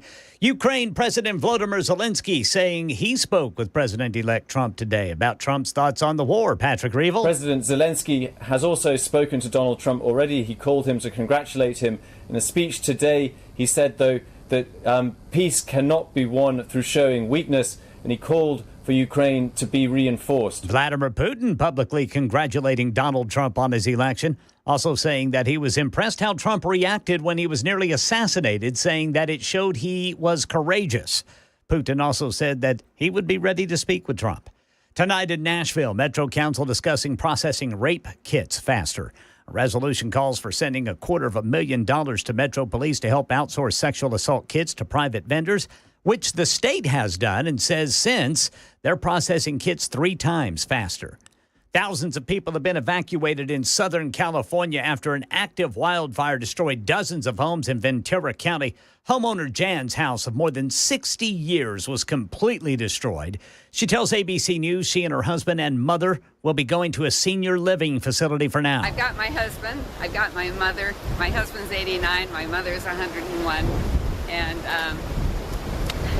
and we're going to stay at Atria for a couple months, figure out what we want to do. At this point, we don't want to rebuild. Fire officials saying the wildfire has been driven by wind and is 0% contained. And if you follow college football, you likely know about ESPN's Kirk Herbstreit and his beloved dog Ben. Well, Herbstreit announced today his best buddy passed away after a long battle with a type of cancer. Herbstreit says it had spread throughout Ben's organs and there was nothing left to do. Ben was a crowd favorite on the College game day set and also on the field. That's the latest news. Traffic and weather next. I'm Ken Weaver, WTN News.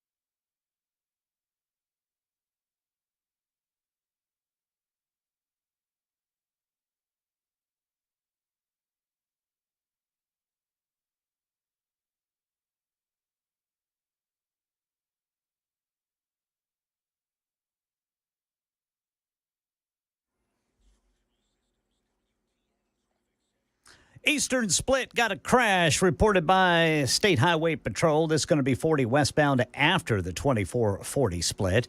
And then 40 westbound on the west side of Nashville. 40 westbound at 46th Avenue and 51st Avenue. Got a crash there. Down in Rutherford County, we got 24 eastbound between New Salem Highway and Church Street. Highway Patrol reporting 2 crashes. That's causing only an 11-minute delay at this time. Traffic every 10 minutes every morning on Super Talk 99.7 WTN.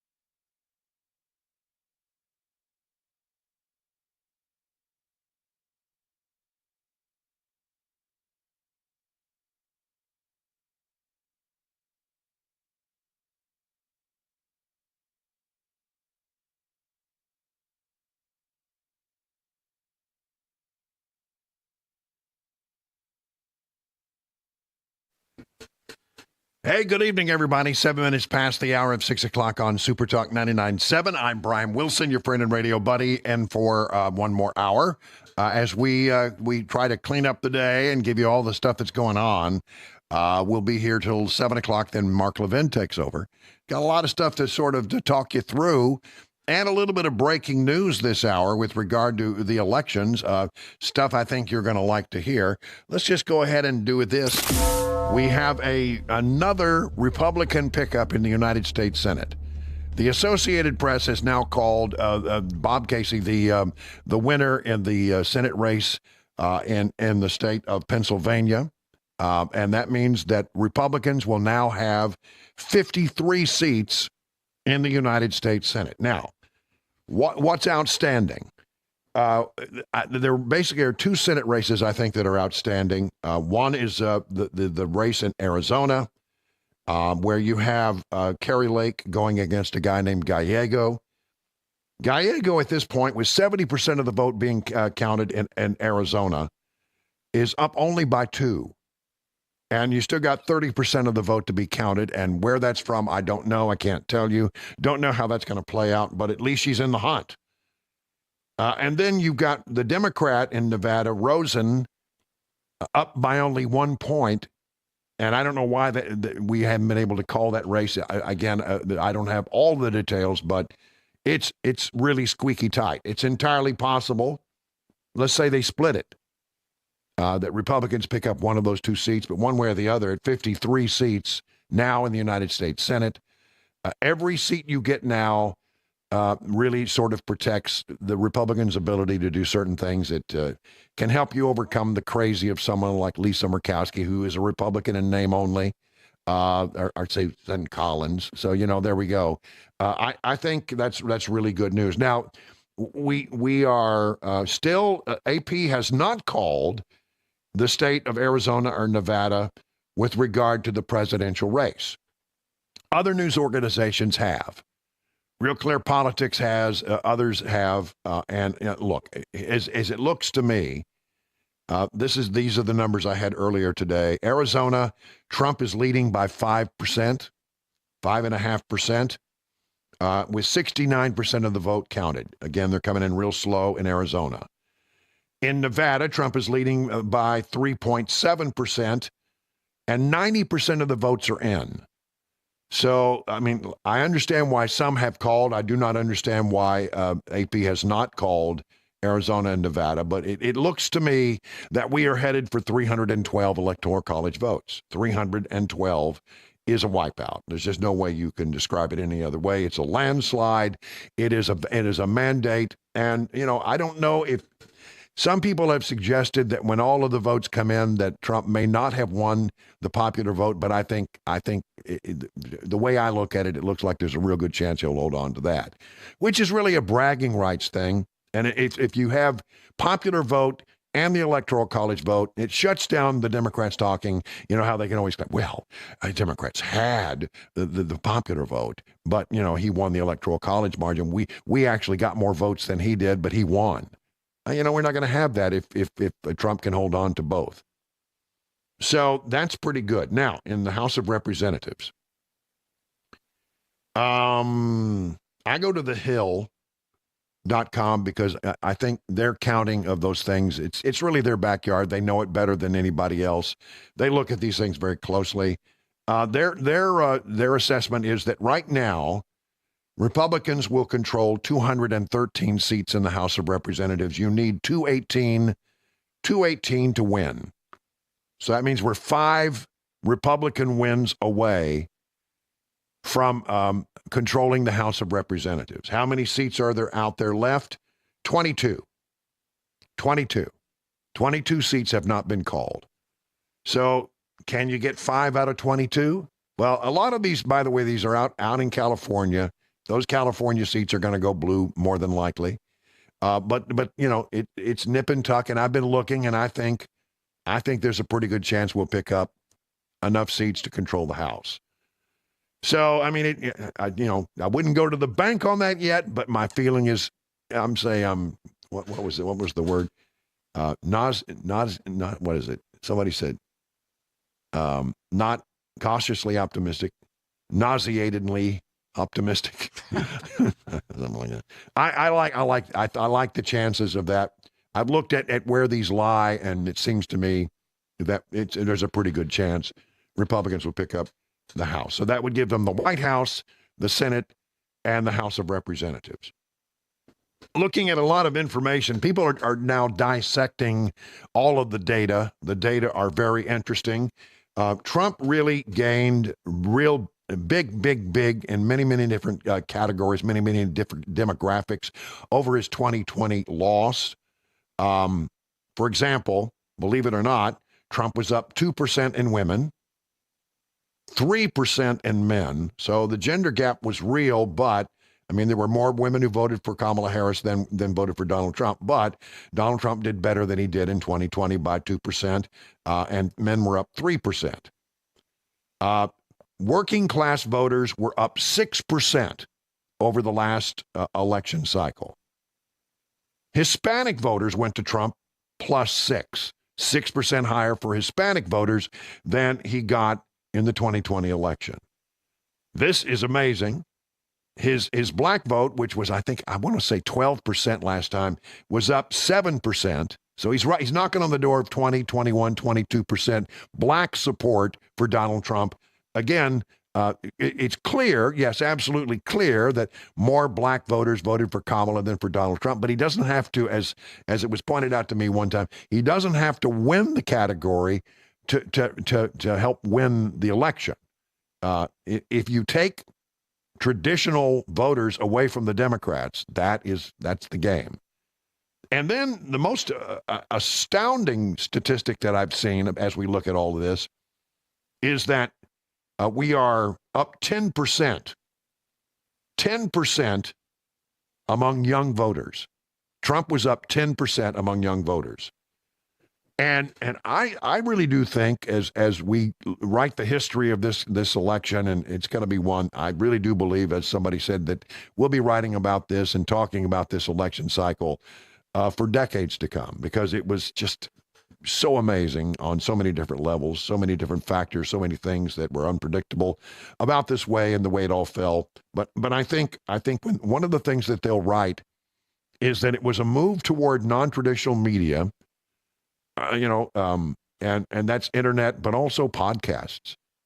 And who do you credit for getting Trump to go on some of these podcasts that he probably had never heard of?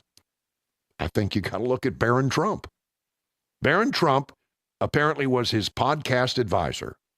And he said, Dad, these are the ones my friends listen to. These are the ones I listen to. And I think at the end of the day, he likely may have won this election simply because he got a lot of young voters, and he got them by going on Joe Rogan, and the Barstool web podcast and all these kinds of things. It worked for him. And that doesn't cost you a penny. Doesn't cost you a penny to go on a podcast. So there you go. Pollsters, okay, we're going to have a lot of conversation about pollsters. Did they get it right? No, they missed it. Once again, they overestimated Democrat support and underestimated Republican support. Pollsters had set up the flares before this election that they were still having trouble getting people who were Trump supporters to engage with them. And they missed it by 3.2%. If you take the general election numbers as they have been shaping up, they were off about 3.2%. Now, that's not a huge number. You'd like it to be right. Here's the interesting thing. You know, if you don't have any faith in polls, and I understand there are a lot of you who don't, and I don't look at them as gospel. I look at them for the internal information that's in there that gives you some guidance of what people are thinking about the issues. I look at them for the trend. I take note of it. The trend is your friend, and the trend was definitely going for Donald Trump there at the end. But I don't look at them as gospel. But if you have a problem, and you know there are many people who say I don't believe the polls. Well, here's what I would say to you. In 2022, the midterm elections, pollsters were dead on. I mean, a little off here and there, but I mean, almost on the button in getting it right. But in 2020 and in 2024, they were off. Now, they were off a lot more in 2020 than they were off in this election. I mean, the pollsters have been trying to figure out, how do I get the Trump voters to participate? How do I count the shy Trump voter? Maybe they're Democrats who are going to vote for Trump but didn't want to say so. Maybe they are people who want to support Donald Trump but just don't want the blowback that comes with it. That factor was out there, and they told us about it. They said we're having trouble. Even the New York Times put out their forecast and then said, but you know what? We could be really wrong, because we want to acknowledge that we can't get at these people. They don't want to play well with pollsters. They don't talk to us, so it's hard for us to gauge them. 3.2% is a miss, but it's, just barely outside the margin of error. So again, I've never looked at pollsters as it's an art, not a science. It's not really a science. It's an art, and you have to, try to get at it. But I mean, on average, the pollsters were closer, but not perfect. But if you take Trump out of the equation, as he wasn't running in 2022, they got it exactly right. So there's something different about Trump when he runs, and that's all in our. And we've been dealing with pollsters trying to figure out Trump since 2015. Really, when he decided he was going to run, 2015. And so they have not gotten it right yet on Trump. But I'm just of the opinion it's not like that they're trying to twist the numbers. I just think that they haven't figured out how to get people to participate in an era where you don't have a home phone anymore. You have a cell phone. And an era where, some people just have a complete distrust of pollsters, or don't want to engage with them, or actively lie to pollsters. I mean, all of us know somebody, right, who got called by a pollster and they said, yeah, I told him I was going to support the other side. I lied to him. Well, that's why they were off by 3.2%. So I don't know. Take it for what it's worth. We don't have to talk about polls anymore for 4 years. Or, well, at least till the midterms. So there we go. The White House, definitely the Senate, feeling pretty optimistic about the House of Representatives. Could be a clean sweep. A remarkable election. A real shift in ideological America to the right.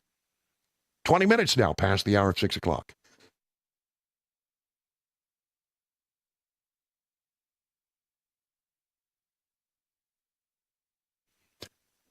All right, listen, maybe you're going to do some grilling still in these cool nights. I like to get out and grill in the cool weather, or maybe you're going tailgating, right? Well, there you go. I mean, people like to grill out at the tailgates. If you're a fan of Legend Steakhouse, you can enjoy some of those flavors right on your tailgate or in your home off your very own grill. Take a walk down your local grocery store aisles, places like Walmart, Kroger. Look for Johnny Fleeman's very own brand. Johnny Fleeman's Marinade proprietary blend will give your steaks, chicken, or chops a flavor that will hit a home run with family and friends, low in sodium, about a third of other brands. You don't have to worry about over-marinating. And let's talk for a moment, if we can, about his honey mustard salad dressing. You can use it as a salad dressing, obviously, or a dipping sauce for your favorite chicken fingers, or fresh-cut veggies or chips. It's a recipe used in his restaurants for over 35 years. If your favorite grocer isn't stocking Johnny Fleeman products, ask them to do so. Just go to johnnyfleeman.com. That's johnnyfleeman.com. And it goes without saying, for those times when you want someone else to do the cooking, they'll always be glad to see you at your nearest Legend Steakhouse for lunch or dinner. The guaranteed offer is the easiest way to sell your home. It's really simple. We bring you an all-cash offer. You close in as little as 21 days. No home inspections, no lock boxes, no open houses. Go to markspain.com to get a guaranteed offer and start packing.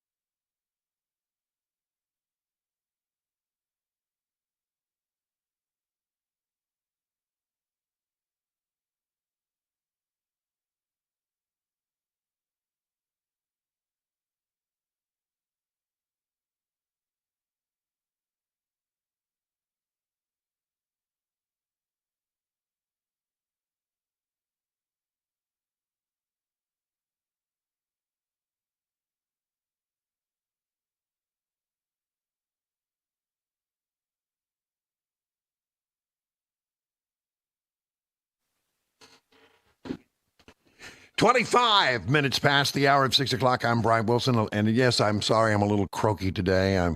Woke up with, the creeping crud in my throat. I don't know what that is. That's what my mom used to call it. You got the creeping crud. Sounds bad. Yeah, you don't want the creeping crud in your vocal cords. Now, and I go through this every year during the fall. Yeah. And it runs through early winter. I don't know why, but now I'm apparently allergic to something that happens this year. Some people say it's ragweed. Other people say it's mold. Who knows? But it makes me, sometimes I wake up with a pretty raspy voice, and it takes me all morning long to get my voice up to do a show. So it's a good thing I'm not having to get up and do a 5 a.m. show like I used to. That's but I apologize for that. I know I'm a little croaky, but I feel fine. Nothing, doesn't. It's not like a sore throat or anything. So that's good at least. Yeah. I mean, there's nothing worse than having it. And I have had to do it. Power through with a sore throat. Especially happen in the mornings when you don't have really. You get up at 5, and who do you call? Yeah, exactly. Yeah, I need somebody to come fill in for me because I don't have much of a voice. You just push through and do the best you can. I've learned a lot of tricks. I mean, my favorite is just a little bourbon. Gargle with a little bourbon.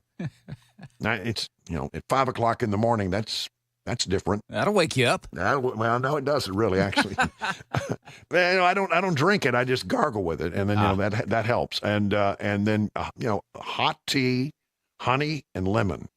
By the way, I got a jar of homegrown honey at the event the other night from a listener. Oh, nice. I wish I had caught the guy's name. I mean, when you're doing those live remotes and everybody wants to talk to you, it's a loud. First, you can't hear very well because it's loud. Second of all, you have very limited time to talk to people because you're doing a live broadcast. Mm-hmm. So you have to cut short all of the interview. You say thank you and you move on. Gave homegrown honey. Guy brought it from his own hive. That's and great. I used it today, and it was great. Well, hopefully that'll help you. Yeah. Listen, for whoever that was, and I wish I had gotten the name, but I appreciate it. It was greatly appreciated. I looked there and said, "What? Well, how fortuitous! I've got brand new, locally grown honey." Yeah, it's good stuff. There is this. We have a new White House Chief of Staff, or who will be the White House Chief of Staff, Susan Wiles. Trump said, Susan Wiles helped me achieve one of the greatest political victories in American history, was an integral part of my 2016 and 2020 successful campaigns. Susie is tough, smart, innovative, and is universally admired and respected. She will continue to work tirelessly to make America great again. It is a well-deserved honor to have Susie as the first ever female chief of staff in United States history. I have no doubt that she will make our country proud. Makes Mark Cuban look like sort of a jerk now, doesn't it? When he said, Donald Trump, you never see him around strong, intelligent women, ever. It's just that simple. It's just that simple, he says. Well, I mean, here's a very smart, a very accomplished, strong woman. I mean, you got to be strong to run a campaign like this. You got to be smart and savvy, and she is all those things. And what an honor to be the first female chief of staff. We talk about chief of staff. Honestly, most people don't think about the chief of staff, but what an immensely powerful person that is, because this is someone who is, number one, the gatekeeper for the president. But the other thing that they do is they make sure that when the president says, jump, she goes and tells the people who need to jump how high they need to jump, and carries out his wishes within the executive branch, which is immensely huge and wieldy, and so she does the follow through and keeps the White House just clipping along. So congratulations to Susie Wiles, the first female chief of staff, going in with Donald Trump on January 20th. And they're working on what they're going to do. I mean, Trump's going to hit the ground running. And we'll talk more about that after we pause for the news with Ken Weaver. It's now 6:30 on Super Talk 99.7.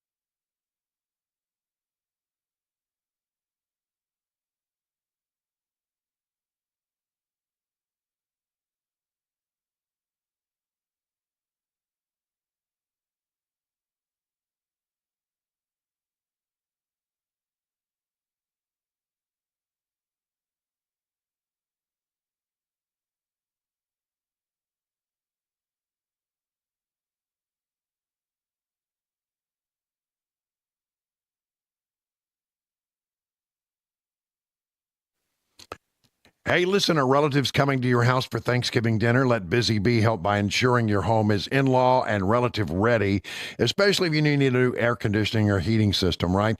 Busy Bee has a limited number of SEER 1 1/2 to 3 ton split heat pumps for only $6,995. That includes labor, equipment, material, and warranty. This system offers a great balance of energy efficiency, performance, and year-round comfort for your residential home. What about $700 and $750 off an upright tanked water heater with circulation kit? That's the free package upgrade on air duct cleaning. You buy a basic air duct cleaning, they'll upgrade to the next level of package for free, so you get more bang for your buck. For example, if you buy a middle tier package, they will automatically upgrade you to their premium air duct cleaning. And how about a free Beehive membership for your in-laws? You must currently have a Beehive membership to qualify for the additional free Beehive membership for your in-laws. Busy Bee is bringing families together for satisfaction guaranteed. Call Busy Bee HVAC, your Rude Pro partner, 775-7833, or visit busybeehvac.com. Hey, what's up, guys? It's Matt Murphy in the middle of downtown Franklin, Tennessee. We've talked so much about Savory Spice. I thought, why not show you the place? So let's go on in and see what's popping at Savory Spice. As I've always said, you will smell the spices even before you walk in. I can smell them right here in the doorway. Come on in, and let's introduce you to the one and only Holly, who is the owner and proprietor of Savory Spice. Say hey, Holly. Hello, everyone. Now, enough about Holly. Let's talk about spicy and easy products like the incredible taco soup, which, as I said, you put this in a crock pot, you put all the ingredients that it tells you to buy right there, you put the spices in, and it's so easy. So if you don't know what you're doing around the kitchen, it's a perfect way to find your way around the kitchen, as is the Mediterranean dill risotto. Now, for the holidays, pumpkin pie spice. What doesn't it have, Holly? Pumpkin. Doesn't have any pumpkin in it. That's a fun fact for all of you kids out there. Now, if you stop by Savory Spice, either in the Franklin location or at L&L Market, you can get yourself a sample of the dill dip, which is my absolute favorite. Just tell them Matt Murphy sent you to Savory Spice with purchase now. So come by Franklin or L&L Market in Nashville and come see Holly and the entire crew at Savory Spice.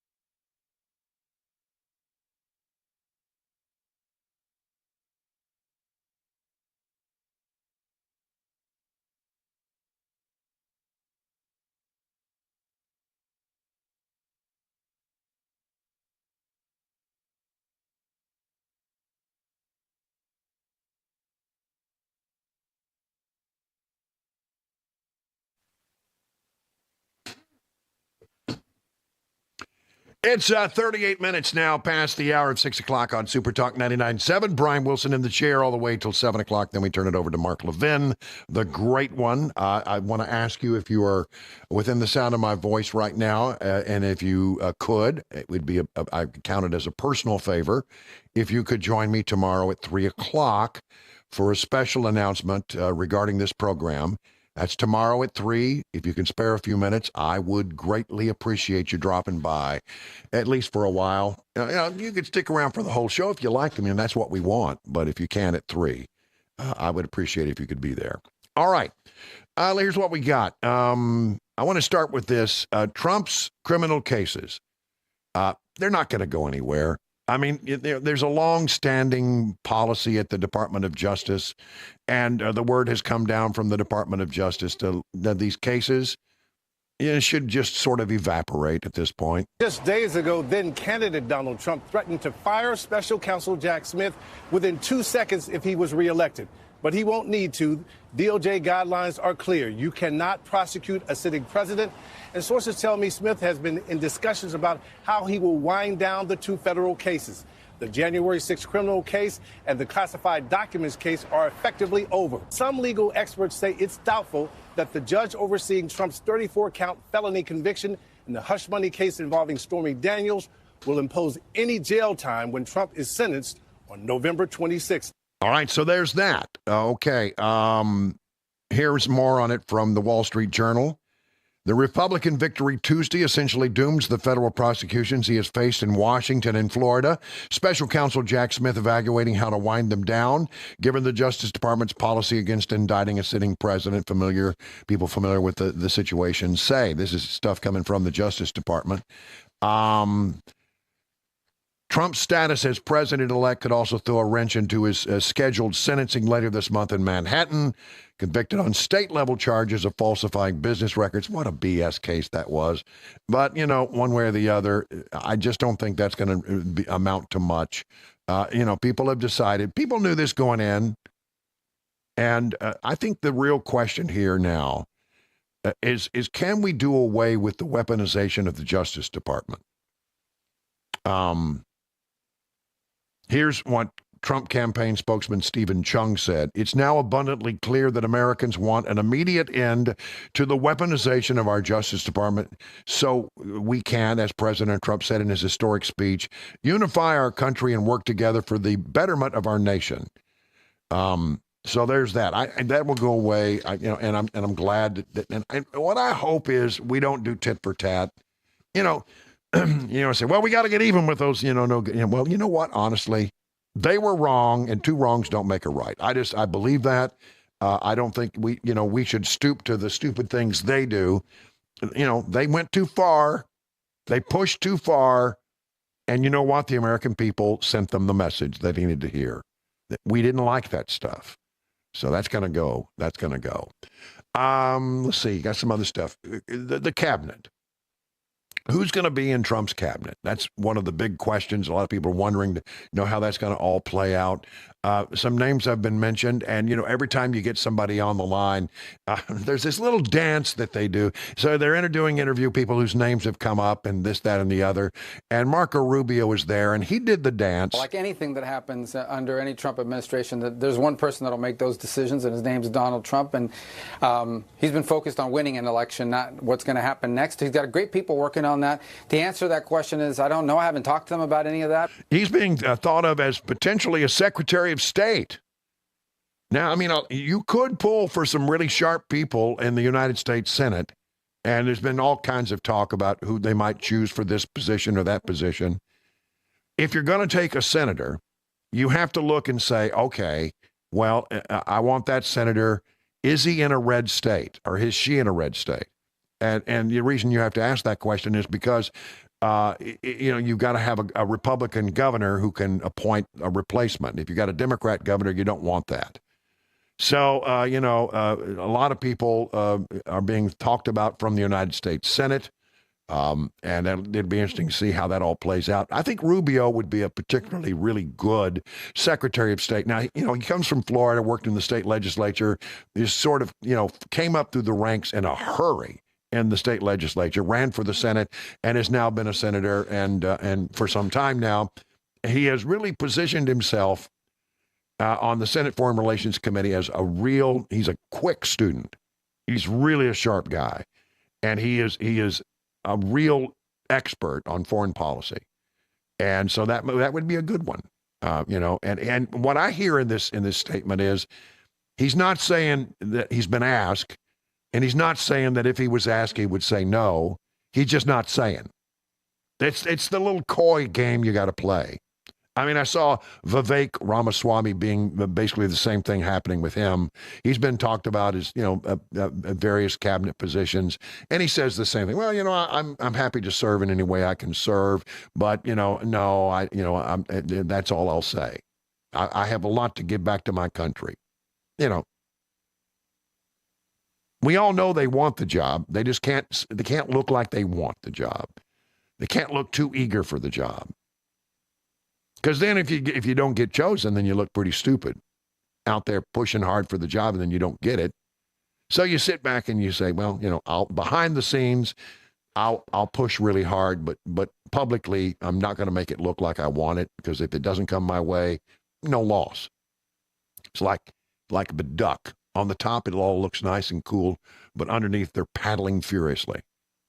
All right, so I think he'd be good. I think he may actually end up. And the interesting thing is, the man who was remembered most as being the Secretary of State during the Trump years, Mike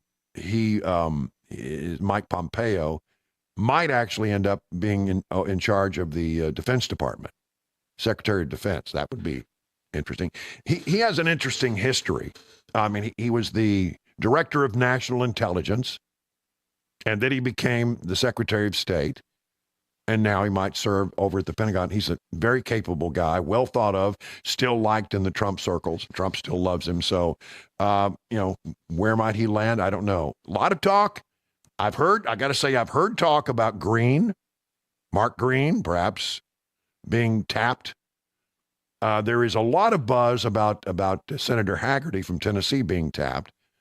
And, he could serve in a bunch of different, I know he and Trump are pretty tight.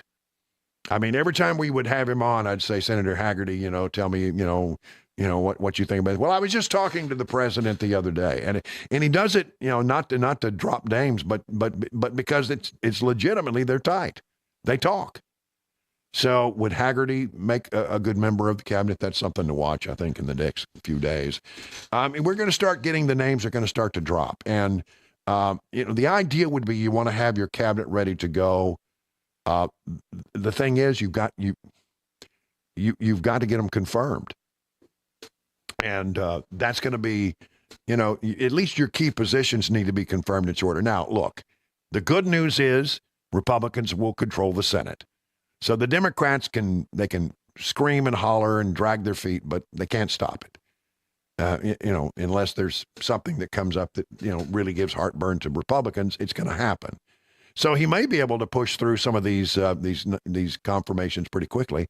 The confirmation process is one that I have followed, and I wish I had a nickel for every confirmation hearing that I have attended, either for the Supreme Court or members of the cabinet, et cetera. It's big dog deal, but I think it will go relatively smoothly at this point. Again, Democrats are going to be, if they're smart, are going to be loath to raise too many concerns, given the fact that they got such a shellacking. They don't want to be looked as being obstructionists, at this point. So I think they'll be on better behavior than they might otherwise be in that regard. But still a lot of ground to cover in the days ahead. Rubio, let's see what else. Oh yeah, let's see. This is fun. Here is Jimmy Kimmel. After the announcement was made that Trump had won, next night he goes on and does his show. His show was preempted on election night, so this is Wednesday. Wednesday night he's on, and he's just overwrought.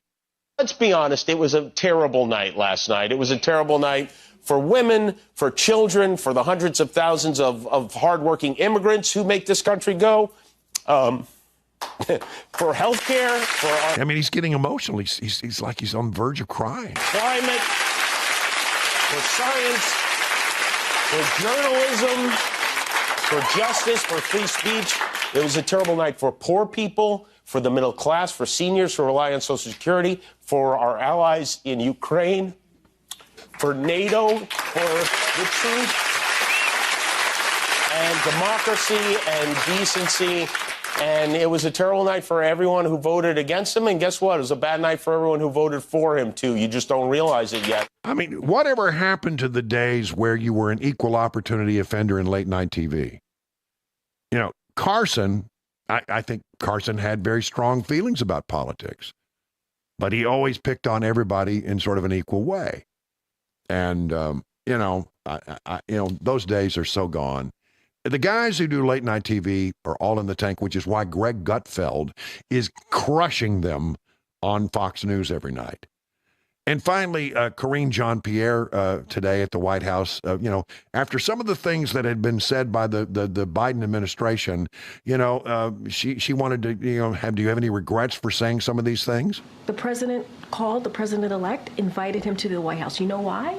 Because that's customary. That is customary. That is what you do. If you respect what the American people decided, that's what you do. And that's what the president's going to make sure that the Trump transition has what it needs, which is being led, obviously, by our chief of staff here. Why? Because the president wants to lead by example. It's not complicated. It really isn't.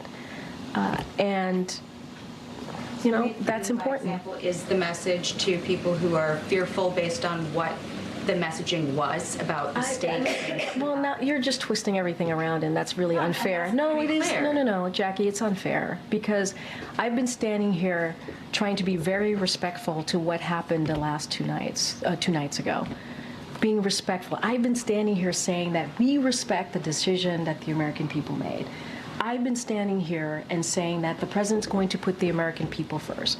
I've been standing here talking about how the president's going to make sure that they get what they deserve, which is a peaceful transfer of power. I do not appreciate having my words twisted. That is, I am being very clear, very, very, very clear about what the president wants to do and the vice president. We want to make sure that we deliver for the American people. They deserve a peaceful transfer of power, and that's what you're going to see. Thanks, everybody. And with that, she took her briefing book and left in a huff. 50 minutes now past the hour of 6 o'clock.